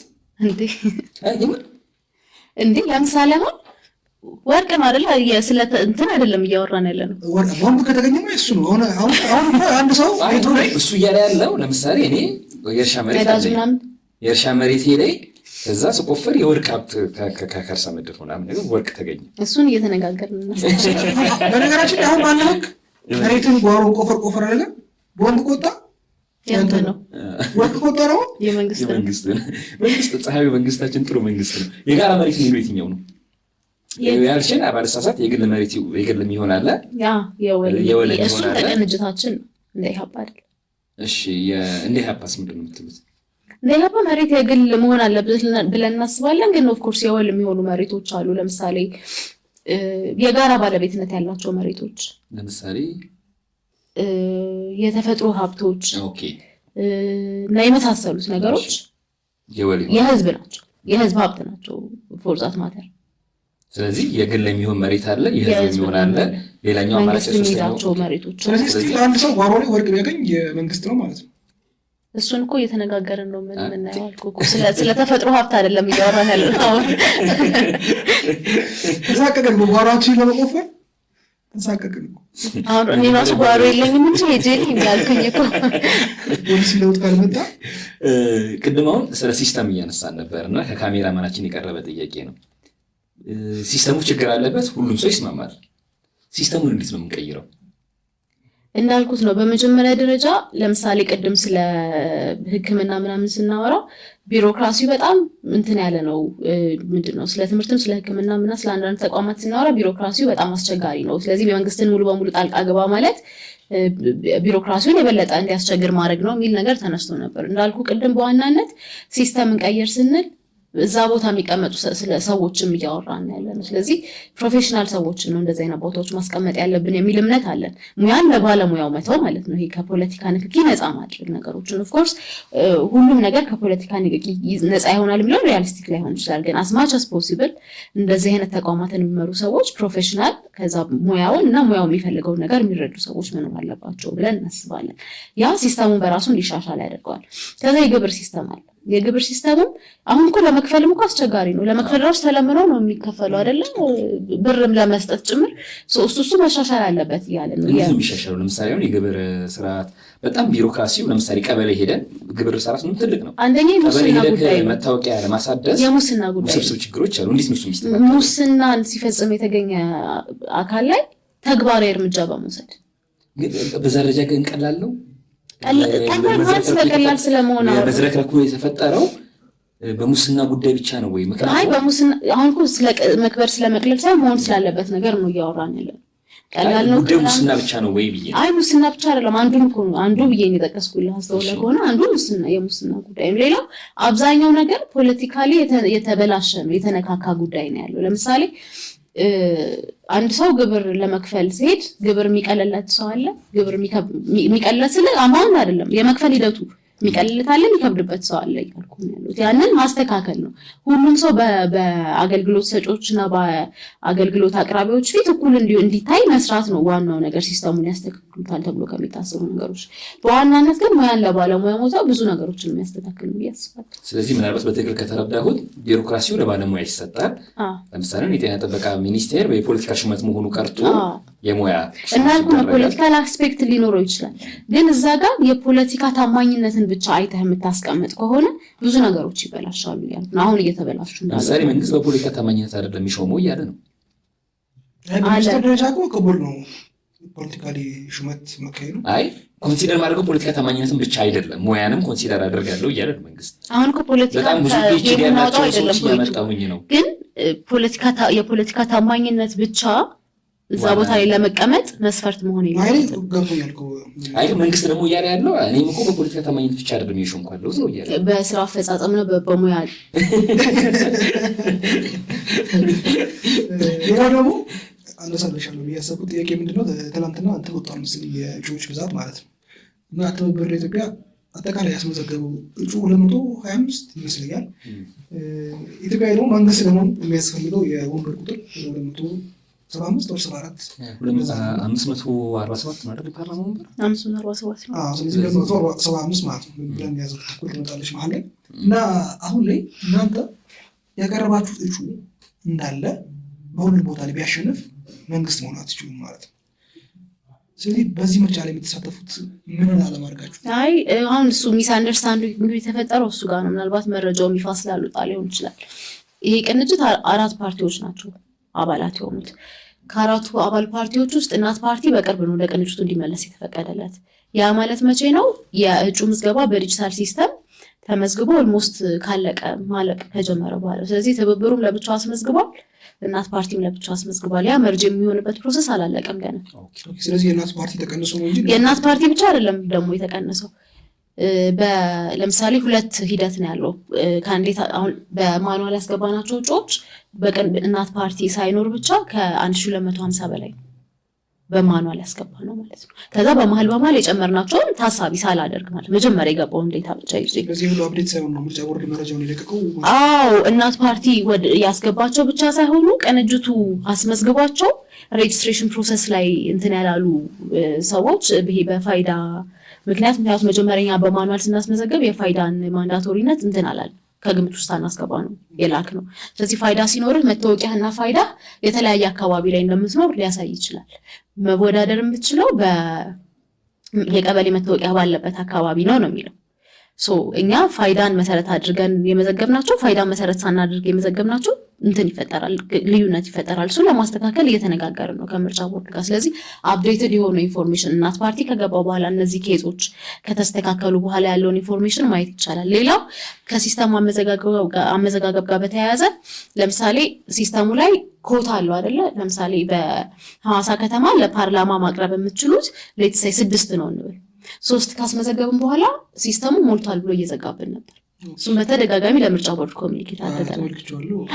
ስለዚህ እነሱ አፕዴትድ ከሆኑ በኋላ እነዚህ ስህተቶችን ምርጫ ቦርድ ካስተካከለ በኋላ ስንነጋገር እንደውም በጣም እርግጠኛ ሆኜ የምነግርህ ከተቃዋሚ ፖለቲካ ፓርቲዎች ውስጥ የኛ ቅንጅት ነው አንደኛ ደረጃ እጩ የሚኖሩ። መንግስት ግን ለምሳሌ አሁን ወደ 90 ወንበሮች አካባቢ ትቷል፣ አይወዳደርባቸውም። የተወሰኑ ወንበሮችን 86 አካባቢ በጣም ብዙ ወንበር ነው። መንግስት አይወዳደርባቸውም እና እንደው ባንቺ ግምገማ የፓርቲ አቋም ላይሆን ይችላል፣ እንደው ባንቺ ግምገማ ለምን ይመስልሻል እንደዚህ የተደረገው? መጀመሪያ ግን የአንቺ ምርጫ ቀጠና ላይ ብልጽግና ተወካይ ነው በጣም አለው። የት ነው እንቺ ምርጫ ቦታ? ምርጫ ክልል 19። አሁን ለምሳሌ አሁን አንቺ መምረጥ የሚፈልግ ሰው የት አካባቢ ያለ ሰው ነው አንቺ መምረጥ የሚችለው? እስከ መጨረሻው ምርጫ ውስጥ ከቀጠልን ማለት ነው። ከቀጠልን እሱን ነገር ቆረሰ አፈረጠችው። መጀመሪያ ከቀጠልና ካልቀጠልን እንመጣለን። ግን ንገሪኝ፣ የት ነው የምትወዳደሪ? አንቺን ቮት ማድረግ የሚችል ሰው የት አካባቢ ነው ቮት የሚያደርግ? ከቦሌ ሚካኤል በታች ጀምሮ ሳሪስ፣ ሀና፣ አዲስ አበባ፣ አዲስ ሰፈር፣ ሄሌ ጋርመንት ጎተራ ትላልቅ ሰዎች በጣም ብዙ አካባቢ ነው እንትን የምትይውና ከዛ ላትወዳደሩ ትችላላችሁ።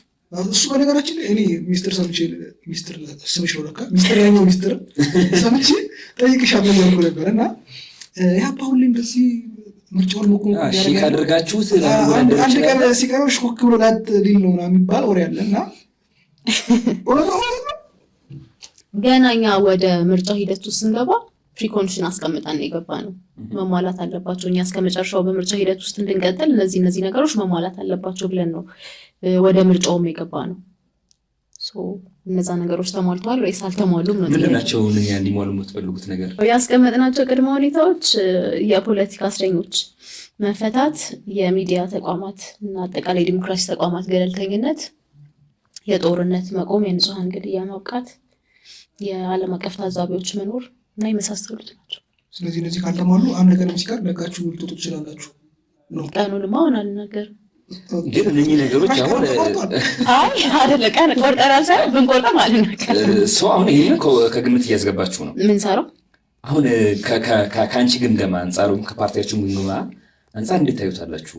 መጀመሪያ ቅድም የጠየቅኝ ጥያቄ አለ እሱ አልረሳሁትም፣ እንመለስበታለን። አሁን ላይ ቅድመ ሁኔታዎቹ እንኳን ሊሟሉ ቀርቶ እየባሰ ያለበት ሁኔታ ነው ያለው። በተለይ እንግዲህ በሰላማዊ ትግል ስትንቀሳቀስ ሜዳው ምናምን ተመቻችቷል ምናምን ብለህ እኮ አይደለም።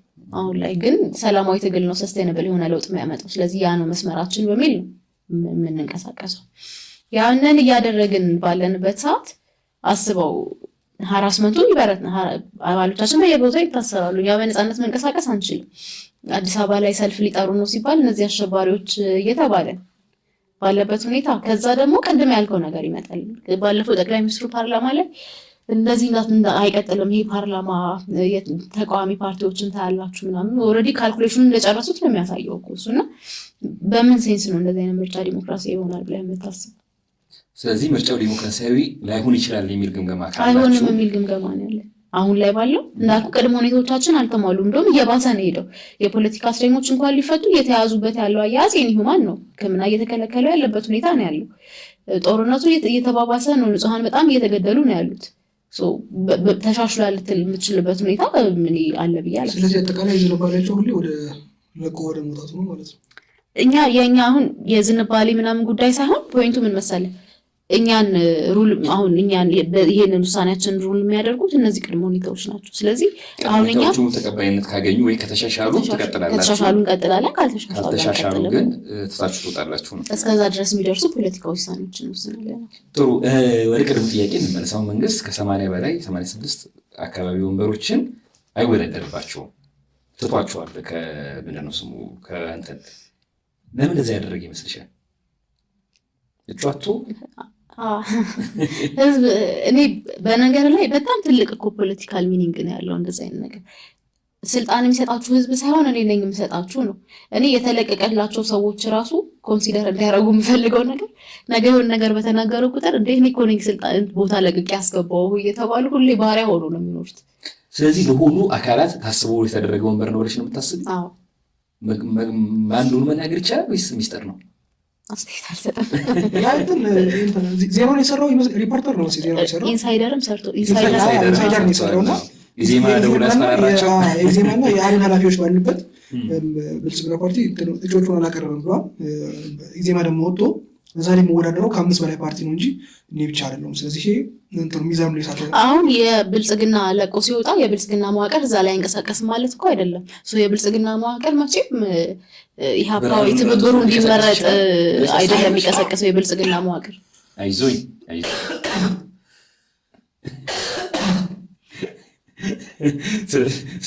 ስለ ብልጽግናና ኢዜማ ስናወራ ታዘብኩ እኮ።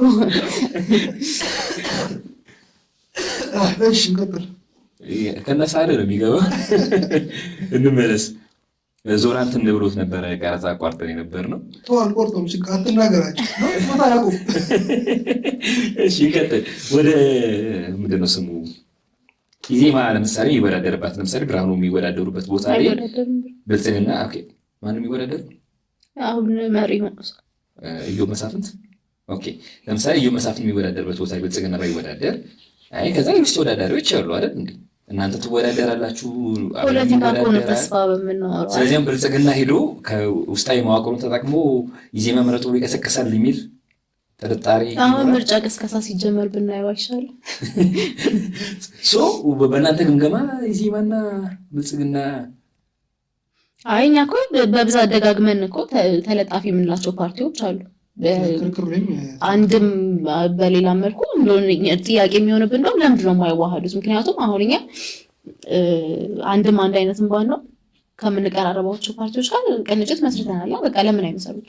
ምክንያቱም በአካሄድ ኢቭን አኪዩዜሽናቸው አንድ ላይ ማታ አጥንተው ጠዋት መጥተው የሚናገሩት ነው የሚመስለው። ሲሪየስሊ ፖለቲካ ምናምን እኔም እንደ አንድ ታዛቢ ባየውም የምለውን ነገር ነው። ከዚህ በፊት ጋዜጠኛ ሙዬ የሚያወጣቸውን መግለጫዎች ሳይታዘባለሁ።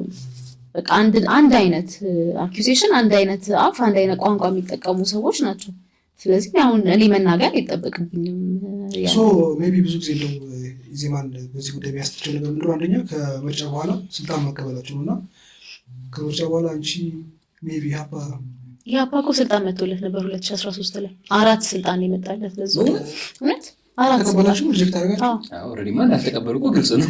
በነገር ላይ የሚቀበሉት ስልጣን የተቀበሉት ሰዎች ሄደን ከፓርቲያችን ጋር እንምከር ሳይሉ እዛው ነው ኦኬ ምናምን ብለው የወጡት።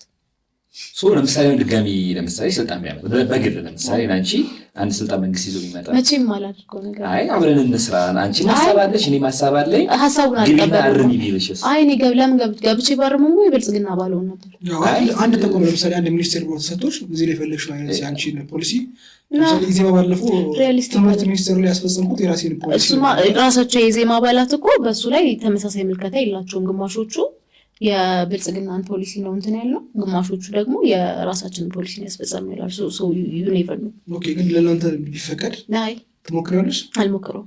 እኔ በየትኛውም መንገድ በየትኛውም ሴንስ እኔ ኢንተርቪው ላይ ስወጣ ምንድን ነው የምለው፣ በግልም ስንነጋገር ይሄ መንግስት ህዝብ እየገደለ ነው፣ ይሄ መንግስት ኢትዮጵያን ወደማይሆን መንገድ እየከተታት ነው ከምለው አካል ጋር ኢን ሴንስ ልተባበር ወይም አንድ ላይ ልሰራ አልችልም። ግን ሀገር እኮ የሚጀምረው ከተቋም ግንባታ ነው እና እንደኔ ሀሳብ ማለት ነው መንግስት ብልጽግና በገለልተኝነት አሳልፎ የሚሰጡ ተቋም አለ ብዬ አላምንም። እውነት ይሄ ሚዲያ ላይ ስለሆንኩ አይደለም የምናገረው፣ በእታችን የምናገረው ነገር ስልጣን ትቀበላለህ? ስልጣን የማልቀበለው መንግስት መሆን ስለማልፈልግ። ግን ቅድም ያነሳናቸው ለምሳሌ ስለ ኢዜማ የተነሱ ነጥብ ላይ ስለ መሬት ፖሊሲ ያነሳ ነው ላይ መከራከር የሚፈልግ ሰው በተለይ ከመሬት ፖሊሲ ጋር ምናምን ተቀራራቢ ሀሳብ ስለሆነ ያለን እንትን ነው የሚሆነው። አቋም ገልጸን ብቻ ይሄድን እንዳይሆንና ሀሳባችሁ ውስጥ ነው የሚል ሰው መጥቶ ይከራከርን አይደል? እኛም እኮ እየተከራከርን ነው። በመሬት ጉዳይ ማለት የተቋም ነው ያለን። የመሬቱ ጉዳይ ላይ ከኛ ጋር ልዩነት ሀሳብ ያለው ሰው ካሜራማን በመሬት ጉዳይ መሬት የመንግስት ቢሆን ይሻላል የግለሰብ ቢሆን ይሻላል? እግዚአብሔር ይሁን እግዚአብሔር አይደለም እግዚአብሔርማ ነው። ግን ፖለቲካሊ ከሁሉም ጋር መሬት የመንግስት ነው የህዝብ ነው ምንድን ነው የግል ነው መሆን ያለበት ብለህ ታስባለህ? ሁለቱም የሆነ ልክ የሆነ ነገር አለው ማለት የመንግስት በመሆኑ ህዝቡ እንዴት ነው አንዳንዴ እንትን የማይልበት በመሆኑ ምክንያት የሚያገኘው ነገር አለ አለመለወጡ። ለምሳሌ አንዳንዴ ያንተ የሆኑ መለወጥ የማይችላቸው ነገሮች ለምሳሌ ብር ለምሳሌ ከኪስ ያለ ብር አውጥተም የሆነ ነገር መጠቀም እንደምችል ስታይ ተጠቅመው ይወጣል ሊርብህ ይችላል። ከዛ ኢንቴንሽን ከዛ የአንተ ካልሆነ ካልተጠቀምከው ደግሞ በረሀብ ትሞታለህ። አትሊስት እኮ ያንተ ካልሆነ አሁን እሱ ሰዓት የመንግስት ቢሆን ይሻላል ያንተ ቢሆን ይሻላል? እጅ ላይ ያሳርከው ሰዓት የመንግስት ይሁን ወይስ ያንተ ይሁን እያለክ ነው ዞራ ነው? ኦልሬዲ እኔ እየተጠቀምኩት ያለሁት አሁን ያ ጥያቄ ለእኔ ማተሪያ ስለዚህ ብትነጠቅስ ቢቸግር መሸጣችን ነው መንግስት ሲሆን ቢቸግር ብቻ ሳይሆን አንተ ከፈለገ ምግብ አድርገና ስለሆነ ያለው ነገር በመንግስት ስም ሆኖ እኔ ጋር እስካለ ድረስ ስለዚህ ሰዓት እኮ አታይም ማለት ነው። ቤዚክ የመሆን ያለመሆኑ ጉዳይ ሲሆን የሚያገለግልህን ጥቅም ካሜራማናችን መከራከሪያ ነጥብ እኔ እንደገባኝ ከሆነ መሬት የመንግስት ሆኖ እኔ ከሆነ ሸጨው ድንገት የሆነ ሳሌ ተጠቅሜው በረሃብ ልሞት እችላለሁ። መንግስት ጋር ሆኖ ግን ከዛ ከመሬቱ ላይ መጠቀም ያለብኝን አርሼ ምናምን ብኖር ኢትስ ኦኬ ነው እያለ ነው ያለው ካሜራማን። ዞሮ ግን በአቋም ደረጃ እኔ መንግስት መልካም አባት አይደለም እና እኔ ስለራሴ ያውቃለሁኝ ነው። ግን በጣም በሰፊው ተቃራኒ ሀሳብ ቢኖር ጥሩ ነው። እዚህ ሀሳብ ለውይይት እንዲያመች እንዴት ነው ሶስታችንም አንድ ላይ ተቀጥተናል። በጣም የሚያሳዝን ነው። በመሬት ጉዳይ ብቻ ማለት ነው። ሌላው ተስፋ ዛሬ በጣም ብዙ ነገር ነው። ቢሮዎቹ በነገራችን ላይ ሄጄ ነበረ እና ቢሮዎቹ እኔ ሲሄድ በስራ ሰዓት ነው የሄድኩት፣ ዝግ ነው እና ስልጣን ሳትይዙ ለሻይ መውጣት ጀምራችኋል የሚባል ነገር አለ። ሻይማ እንጠጣለን፣ ሻይማ እንጠጣለን። እኔ ስንት ሰዓት ነው የሄድኩት? ነገር ነው የሄድኩት፣ ሐሙስ ቀን ነው። 9 ሰዓት ደግሞ የሻይ ረፍት ነው። አይ እንትን ቀሉን እንደሆነ እኔ እንጃ። እኔም ስትነግረኝ ገርሞኛል። ምክንያቱም 2 ጸሐፊዎች ነው ያሉት፣ ሰው እየተተካኩ ነው የሚቀመጡት፣ ኦፊሱ ዝግ እንዳይሆን በምሳም ሰዓት ጭምር ማለት ነው። አጋጣሚ ሊሆን ይችላል። ሌላ ቀን ሄደህ እንትን ካልክ እዚሁ ጥራኝና እንነጋገራለን። እንደውም ምሳ ሰዓትና እንደዚህ የሻይ ያልካቸው ሰዓቶች ላይ እንዳይዘጋ እንዲተካኩ ብለን 2 ሴክሬታሪ ያስቀምጥ። ስልጣን ሳትይዙ ቢሮክራሲውን አበላሻችሁት ብለን ለመውቀስ እንዲመቸን ነው። ቤዚክሊ የኢትዮጵያ ወጣት ያለበት ተግዳሮት ምንድን ነው? ምንጩ ምንድን ነው የሚመስላችሁ? የወጣቱ ችግር የራሱን ጉዳይ ኔግሌክት ማድረጉ ነው ብዬ አስባለሁ። እንዴት? ለምሳሌ የራሱን ጉዳይ የሚወስኑበትን ነገሮች እና አይመለከተኝም እያለ ወደኋላ ይላል። አሁን ወጣቱ ለምሳሌ በጣም ብዙ ችግር ውስጥ የከተተው ወጣቱ ራሱን ማግደሉ ነው ብለሽ ታስቢያለሽ? ምክንያቱም ኤኒ ሴንስ ማለት ነው አንድ ወጣት ሆኖ የወጣቱን ችግር የሚረዳና በዛ ችግር ውስጥ እያለፈ ያለ ሰው እንደዚህ የተበላሸ ሲስተም አይፈጥርም ለወጣቱ። ወጣቱ ወደ ፖለቲካ ቢመጣ ትርጉም ባለው መንገድ ማሻሻል ይችላል። በጣም እንደዛ ነው። አሁን እንዴት እናስመጣው ማለት ቅድም ያነሳነው የሚዲያ ጉዳይ ላይ ልንመለስ ነው ብዬ ነው ማስበው። ይሄ አይን እኮ ወጣት ደግሞ እኮ በዛ ደረጃ አሁን ለምሳሌ በገዢው ፓርቲ ስር በጣም ብዙ ወጣቶች አሉ። ወጣት መኖሩ ችግር የሚፈታ ከሆነ የወጣትን ችግር ወጣት መኖሩ እኮ አይደለም እያልኩ ያለሁት፣ ግን በትክክል የወጣቱ ችግር ምንድን ነው ብሎ የተረዳ ወጣት፣ በዛ ችግር ውስጥም ደግሞ እያለፈ ያለ ወጣት እንዳልኩ በየትኛውም ሴንስ እንደዚህ አይነት ችግሮች ሲፈጠሩ ቆሞ ሊያይ አይችልም። በተለይ ደግሞ ዲሲሽን ሜኪንግ ቦታ ላይ ከሆነ ማለት ነው። ብዙ ጊዜ እየተቸገርን ያለ ነው። ልክ ነገሮችን በራሳችን መንገድ ብቻ ነው የምንመዝነው። ለምሳሌ ስልጣን ላይ ስትሆን ትበላለህ፣ ትጠጣለህ፣ ሰዎች እንደ ሴሌብሪቲ ያዩሃል፣ ከዛ ትከበራለህ ወይ ትፈራለህ። አይደል መከበር መሆኑን አላውቅም፣ ወይ ትፈራለህ ምናምን። ኢትዮጵያ ውስጥ ችግር ያለ አይመስልም። እንደውም በዚህ አጋጣሚ አንድ ጥያቄ ላንሳለሽ እና ክርክሮችን ካደረጋችሁ በኋላ ፌስቡክሽ ላይ ብዙ ጊዜ ጽሁፎችን እመለከታለሁ። የቲቪ ሚዲያው ላይ እንዲህ ቆረጠብኝ ምናምን የሚል ነገር ማለት ነው። ያንቺንም የኢህአፓ ሌላ አመራር የኢሳክንም ምናምን ማለት ነው። እኔ በአሁኑ ሰዓት ላይ እንደዚህ አይነት ቅሬታ የሚቀርብበት ታይም ነው ብዬ አላምንም። ምክንያቱም ሚኒስትሪ ሚዲያው ኦልሬዲ ፓወር ናቷል። ገብቶሻል። ባለፈው ለምሳሌ እኔ አንቺና እንትናን ላከራክር ምናምን ስል ነበረ። እውነተኛው መራጩ ኮሚኒቲ ያለው ቲክቶክ ላይ ከሆነ ሶሻል ሚዲያ ላይ ከሆነ ለምንድን ነው እንደዚህ አይነት ቅሬታ ብዙ ጊዜ የምታቀርቡት? እውነተኛው መራጭ ያለው ቲክቶክ ላይ ነው በደንብ። ምክንያቱም ይኸውልህ አሁን ቲክቶክ የኢትዮጵያ ሕዝብ 120 ሚሊዮን አካባቢ ነው። ከዛ ለምሳሌ ቅድም በሰራነው ስሌት መሰረት መራጭ ሆነው ወጣት 27 ሚሊዮን አካባቢ ይሆናል ብለን ብናስብ 27 30 ሚሊዮን አድርገን ብናስብ 30 ሚሊዮን ሰው ሶሻል ሚዲያ ላይ ነው ያለው። ሪሊ እንደዛ ሳይሆን ለምሳሌ አንድ ፓርቲ አንድ ሀገር በይሳት ትሬንድ የሚሆነው በቲክቶክ ተጽዕኖ እንጂ በኢቲቪ ተጽዕኖ አይደለም። ትሬንድ ነሰንስ ምን ልጅ ፈልጌ ነው ፖሊሲያችሁን የምታሰሙት ለማለት ፈልጌ ነው። ትሬንድ ስል ምን ይዛችሁ መጣችሁ የሚለውን ነገር ለማሰማት በአሁን ሳለ በጣም ምርጡ መንገድ ብዬ ማስበው መጠቀም አለብን። እስማማለሁ። ሶሻል ሚዲያው ነው። ግን ስቴት ኦውንድ ሚዲያስ ወይም ደግሞ አጠቃላይ ሚኒስትሪሙ ሚዲያ ከጨዋታ ውጭ የሆነ ነው በሚል ምክንያት ቅሬታ ደግሞ አታሰሙ የሚለው ነገር ሎጂካል ነው ብዬ አላስብም። ሎጂካል አይደለም፣ ግን ጥሩ አማራጭ አይሆንም ነው። ግዴታ ነው። ግብር እኮ እየከፈልን ነው። ወደድክ በደንብ ትክክል ነው። ግብር እየከፈልን ነው። ስለዚህ ለሁላችንም እኩል ማገልገል። አትሊስት እኔ በእውነት በምርጫ ጊዜ የምርጫ ክርክር ተቆርጧል ተብሎ ሰምቼ አላውቅም ከዚህ ጊዜ በፊት። ምን ያህል ምን ደረጃ ላይ እንደደረሰን የምታይበት ነገር ነው። ሌላ ነገር ይቆርጣሉ እናውቃለን። እኛም አንሄድም ወደ እነሱ ኢንፋክት፣ ምክንያቱም ሀሳብ ስለማያስተላልፉ መዘገብም ስለማይፈልጉ ስለማይመጡ ጭምርና ግን በምርጫ ክርክር ጊዜ መቁረጥ ኒው ሎው። ስለዚህ አንደኛ እኛ የስቴት ኦውንድ ሚዲያስ ወይም ደግሞ ሚኒስትሪ ሚዲያውን ነው እያለን በሄደን ቁጥር ገጠር ያለውን መራጫችንን አድሬስ እያደረግን አይደለም። መንግስት ብቻውን አድሬስ እንዲያደርግ እየፈቀድን ነው። ወይም ደግሞ ያንን ሚዲያ የሚቆጣጠረው አካል አድሬስ እንዲያደርግበት እየፈቀድን ነው። ከድሮ ጋር ለምን ማነጻጸር እንደማይቻል ማለት ነው። ድሮ ከሌለ ለሁሉም የለም፣ ካለ ለሁሉም አለ ነው። የምርጫ ጊዜ አይደለም። አሁን እንደዛ አይደለም። ሁለተኛ አዲስ አበባ ሆነ እንኳን ቲክቶክ በስነስርዓት የማይጠቀም ሰው አለ፣ ብዙ ሰው አለ። ሬጉላርሊ የማይጠቀም ሰው አለ። ቅድም እኔንም አኪውዝ ካረክበት እንትኑ አንዱ እሱ ነው ማለት ገብቶሃል። እሱን ማድረግ አለባችሁ ነው ምንም ጥርጥር የለውም አለብን። ግን የስቴት ኦውንድ ሚዲያስ የሚያደርጉት ትክክል ያልሆነ ነገር ቅድም ኒውሎ ያልኩ አሁን ላይ እኛ እንትን ቲክቶክ ወይም ደግሞ ሌሎች ሶሻል ሚዲያዎችን ባለመጠቀማችን የሚንጣጣ ጥፋት አይደለም።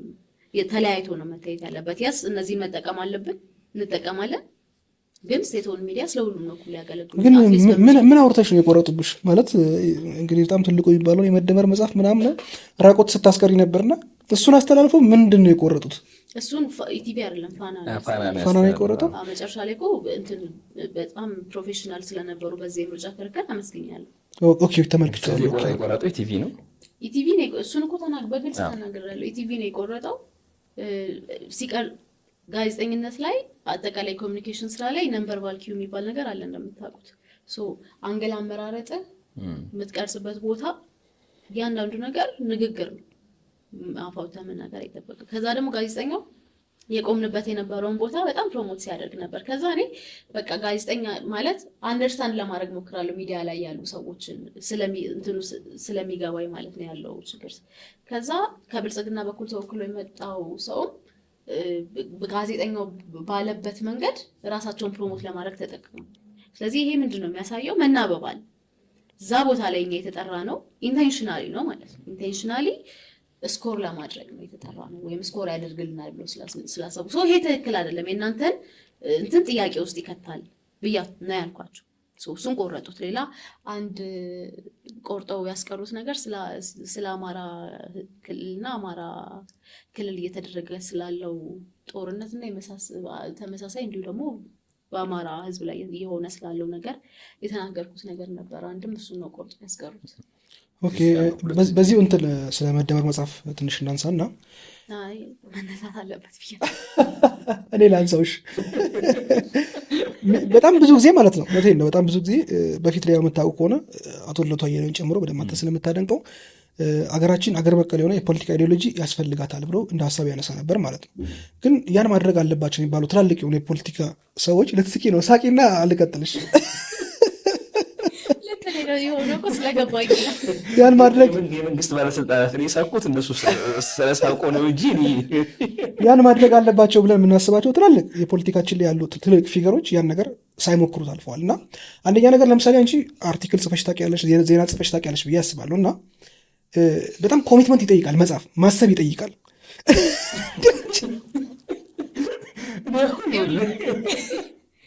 እውነት ጥያቄ ልጨርሰው። ለመጽሐፍ ስንት ጊዜ ነው የሚፈጨው?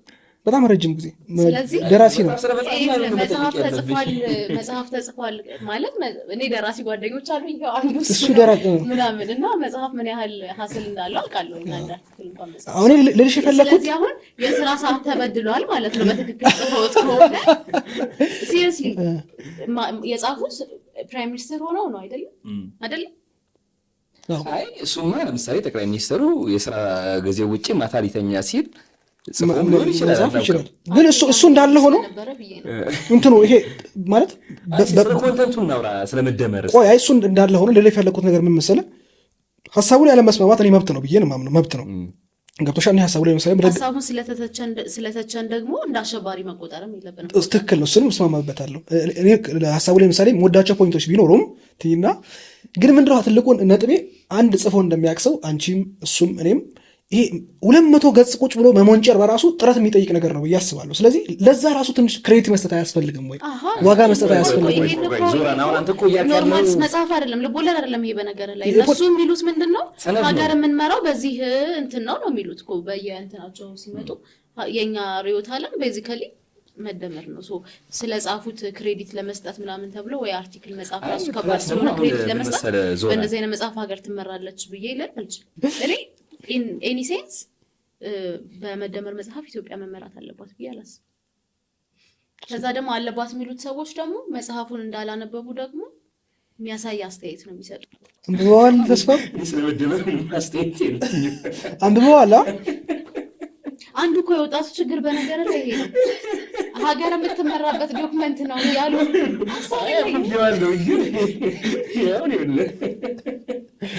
መጽሐፍ ነው። እኔ ወድጄዋለሁ። በተለይ ስለ ሰው ልጅ የተቀመጠው መረዳት በጣም አፕሪሼት ማድረግ ነው በእኔ በኩል ማለት ነው። መጽሐፍ ትጽፊያለሽ አንቺ? መጽሐፍ ትጽፊያለሽ መቼ? አሁን አይሎ ወደፊት ማባዛት የራሴን አይዲዮሎጂ ምናምን እቺ ሀገር በዚህ እኔ ንጉስ አልሆንባት ንግስት አልሆንባችሁ። ወደ መጨረሻ ጥያቄያችን እንሂድና የኔ መጨረሻ ጥያቄ ነው። አሁን መንግስትን ተቃውመሻል ምናምን ነገር የጠቅላይ ሚኒስተሩን መጽሐፍ ማይረባ ነው ብለሽ እርስ በርስ ይጋጫል ብለሽ ተናግረሻል። ከዛ በኋላ አንዳንድ ሰዎች ምን አይነት ክሌም እያነሱ ነው? ይህንን የመቃወም መብት መንግስት ሰጥቶሻል፣ ስለዚህ መንግስት ዲሞክራሲያዊ መሆኑን ነው የሚያሳየው ይላሉ። እና እሱ መሀሉ አይናገርም የሚል አባባል ታውቃለህ? መሀል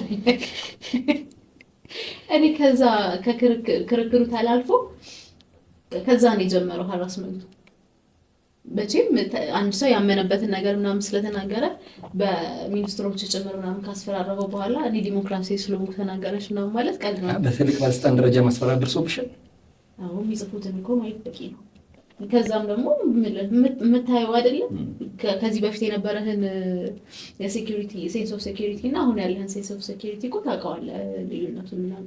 ስለዚህ በምትመለከችው ደረጃ ለውጦች አሉ የግል ህይወትሽ ላይ በዚህ ጉዳይ የተነሳ ማለት ነው። ብቻ ሳይሆን ዙሪያዬ ላይ ያሉ ሰዎች እስኪያውቁት ድረስ ብዙ ፖለቲካሊ አዌር ያልሆኑ ሰዎች እስኪረዱት ድረስ ለውጦች አሉት ኢን ኔጌቲቭ ወይ ማለት ነው።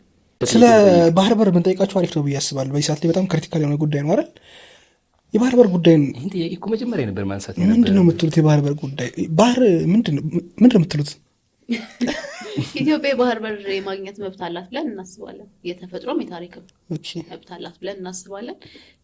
ግን በትክክለኛው መንገድ ምንድን ነው ትክክለኛ መንገድ? ድርድር በድርድር የማይሆን ከሆነ ለምሳሌ ስልጣን ይዛችሁ ሻዕቢያ መደራደር አልፈልግም ቢልስ? ሰጥቶ የመቀበል ምንም ነገር የድርድር ጉዳይ ነው። ሰጥቶ የመቀበል ማለት ነው። ዲፕሎማሲ ባይ ኢትሰልፍ ባይ ኔቸር እንደዛ ነው። አሁን ክርክር ያነሳሉ ለመሰለሽ የመንግስት ወገን ያሉ ሰዎች አይ ክሌም እየተደረገ ያለው ከኤርትራ ጋር ተያይዞ ስለሆነ ሻዕቢያ እንትን እያለ ነው ምንድን ነው ስሙ መደራደር አይፈለግም፣ ስለዚህ አማራጭ ስለሌለ ነው እንጂ ድርድር ጠልተን አይደለም የሚል ነገር ይነሳል እኮ። ሲጣሉ ነው እሱ የተነሳው በጥቅም አልስማማ ሲሉ ነው። ስለዚህ አሁን ካለው የሻዕቢያ መንግስት ጋር በድርድር ነገሮች እንደሚስተካከሉ ታምናላችሁ ማለት ነው? ሊሆን እንደሚችል ድርድር ነው መደረግ ያለበት። አሁን በጣም እርግጠኛው የሚነግርህ ኢትዮጵያ ከዚህ በኋላ ሌላ ዋር አፍሮዳት አደረገ። ስለዚህ ኢቭን አንሰጥም ቢከለክል እኮ የመዋጋት ፍላጎትም ደግሞ የለኝም ይላል ሌላ ጊዜ መንግስት።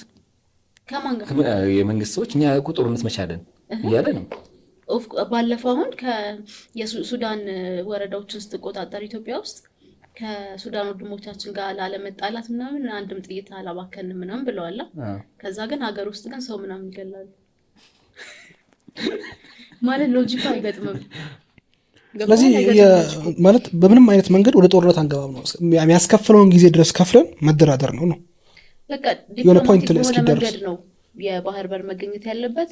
እንደገና ደግሞ አሁን ላይ ያለው አካሄድ ማለት ነው በተደጋጋሚ ገልጸናል። ታስታውስ እንደሆነ ሶማሌላንድ ላይ የባህር አክሰስ ለማግኘት ተብሎ እንኳን ደስ አላችሁ ምናምን የተባለ ጊዜ በጣም ተደጋጋሚ መግለጫዎች ወጥተዋል። እኔም ጋዜጠኛ ነበርኩ የዛኔ ተደጋጋሚ ዘገባዎችን እንሰራ ነበር። አካሄዱ በጣም ልክ አይደለም። ለመሰለ የኢትዮጵያ ሌጂቲሜት ጥያቄ ነው የባህር በር ጥያቄ ሌጂቲሜት ነው፣ ትክክለኛ ህጋዊነት ያለው ጥያቄ ነው።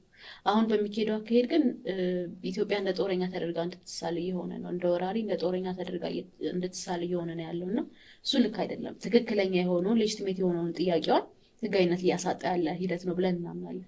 ስለዚህ በትክክል ዓለም አቀፍ መርህን በተከተለ ምክንያቱም ኢን ኤኒዌይ ብታየው ዓለም አቀፍ ህጎችም መርሆችም ኢትዮጵያ የባህር በር ማግኘት እንዳለባት ነው ወደዛ ነው የሚያዘነብሉት ያለው እንትና በዛ መንገድ ነው መደረግ ያለበት እንትን ያለ ጥሩ ሀሳብ ነው ይመስለኛል። ሀሳቦቻችን በግሬክ ከመጨረሻችን በፊት ግን አንድ በጣም ፐርሰናል ጥያቄ ልጠይቅሽ። ሴቶች ወደ ፖለቲካ ሲገቡ ማህበራዊ ግንኙነታቸው ማንም ሰው ፖለቲካ ሲገባ ማህበራዊ ግንኙነቱ በጣም እየላላ ይሄዳል፣ የፖለቲካ ዝንባሌ እንዳለ ከታወቀ። ሴት ልጅ ደግሞ ስትሆን በተለይ ወጣት ሴት ልጅ ስትሆን አሁን ቤት ሁላ ማድረግ ከዛ በኋላ አትችልም ይባላል። እውነት ነው? አሁን ከውስጥ አቂ ሰው ጋር ኢንተርቪው እኔ ዛሬ ገና ነው ያየኋት በአካል አግኝቻታለሁ። ማስረጃ ላይ ተስፋ እንኳን ይሄ ዴቲንግ ምናምን ነገሩን ትተው ኖርማል ያለ ሶሻል ላይፍ በጣም ይገደባል ምናምን ሰው ይሻሻል። ነው ሰው የሚሸሸው ይፈራል ነው ይፈራል። ሎጂካል አይደለም ግን አንዳንዴ ሳስበው ደግሞ አልፈርድም፣ በሰውም አልፈርድም። ካለን የፖለቲካ ካልቸር ከሆኑ ከነበሩ ሁነቶች ምናምን በመነሳት ቢፈራ አልፈርድም። ግን ደግሞ እስከ መቼ እየፈራ ትኖራለህ? ስለዚህ አሁን አንቺ ማህበራዊ ግንኙነቶች በጣም ተገድበዋል።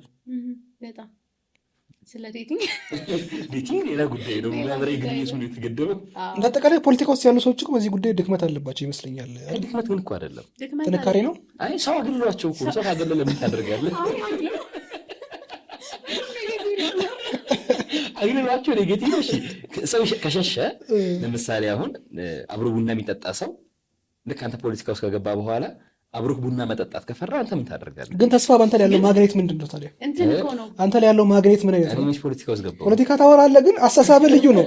ፖለቲካ ውስጥ ያለ ሰው መምረጥ እኮ ነው አይደል? ኦኬ አይ ቲንክ ዳትስ ወርክስ። ልክ ፖለቲካው ውስጥ ኢንቮልቭድ የሆነ ሰው ምናምን ወይ ዴት ታደርጋለህ። ግን የሀሳብ እንትኑ ደግሞ ፍጭቱ ደግሞ ወደ ቤት ከገባ በጣም ከባድ ነው። አሪፍ ነው እንጂ የምታወራው ነው። አሁን እኔ በጣም የምቸገረው ከሰው ጋር የምታወራው ቶፒክ ነው ይጣፋባል። ከዛ ስለ ፖለቲካ ምናምን ስታወራ ፖለቲከኛ ሴት እንዴት አድርገህ ምናምን ፀጉርሽ ያምራል ስትላት የሚገርም ነገር ሶሻል ዲሞክራሲ ማንኛውም ጠቅላላ ፕሮግራማችንን ኦኬ፣ በጣም ጥሩ ቆይታ ነበረን። እንትናችን እናሳይ፣ ምልክት እናሳይ መጀመሪያ። አይ ምልክቱማ እሷ ነው ማታነካካኝ እንጂ። ኦኬ ችግር ኧረ አንተ እዚህ ድረስ አትፍራ። ምንድን እጄን አየሁ እኮ ልቁረጠው ለመሰለህ እኔ እንግዲህ በእኛም በቅርብ ይፋ የምናደርጋቸው አንዳንድ የብልጽግና ባለስልጣናት ምልክታችንን እያሳዩ ፎቶ እየተነሱ ነው። አይ ግን በጣም ጥሩ ቆይታ ነበረ። የምትወዳደርበት ቦታ ላይ ሰው ሊመርጥሽ ቢፈልግ ምንድን ነው ምልክቱ? እስከ መጨረሻው ከቀጠልሽ ብለን እናስብና ቅድም እወዳደራለሁ ባልሽበት ቦታ ላይ አንቺን መምረጥ ቢፈልጉ ምንድን ነው? አውራጣት ነው ምልክቱ። አሳያ አውራጣቱን እኔ ማሳይቼ አውራጣት ሄዳለስ ቆረጠ። አውራጣት በሳሪስ ቦሌ ሁሉ ቦታ አውራጣትን ምረጡ። ግን አንቺ የምትወዳደርበት ቦታ ሳሪስ፣ ጋርመንት፣ አቦ፣ ጎተራ፣ አዲስ ሰፈር፣ አደይ አበባ በጣም ብዙ ቦታ ነው የምትወዳደር። በጣም በዛ እውነት በላይም በታችም ጎተራ ምናምን ማለት ነው። ኦኬ ስለዚህ እዛ አካባቢ ላይ አውራጣትን ከመረጣችሁ ሚስጥረ ስላሴን ትመርጣላችሁ ማለት ነው።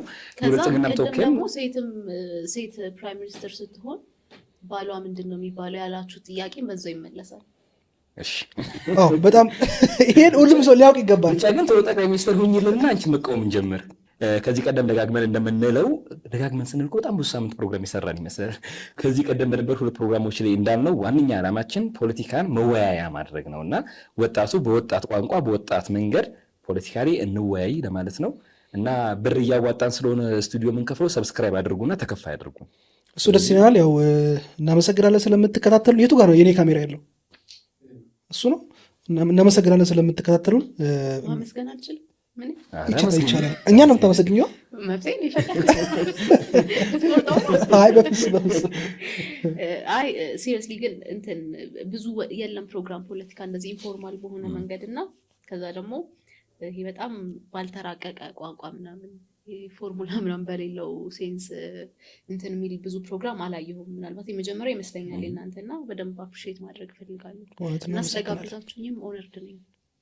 እሱ ከኛ ነው። እሺ ብለሽ ስለመጣሽ በጣም አድርገን እናመሰግናለን። በጣም እናመሰግነው። በነገራችን ላይ ከስብሰባ ነው ብድግ በላይ መጣችሁ፣ ፎርማል አለ በመሰብሰብ የመጣችሁ ለዛ ነው። ፕላስ ደግሞ ከ2 ሰዓት በላይ በመብራት የተነሳ ከ2 ሰዓት በላይ አስተጓጉለናት፣ እሱን ሁሉ ተስተጓጉላለን ነበረ። በአንድ ስልክ ጥሪ ነው የተገኘችልን። እጅግ በጣም አድርገን እናመሰግናለን።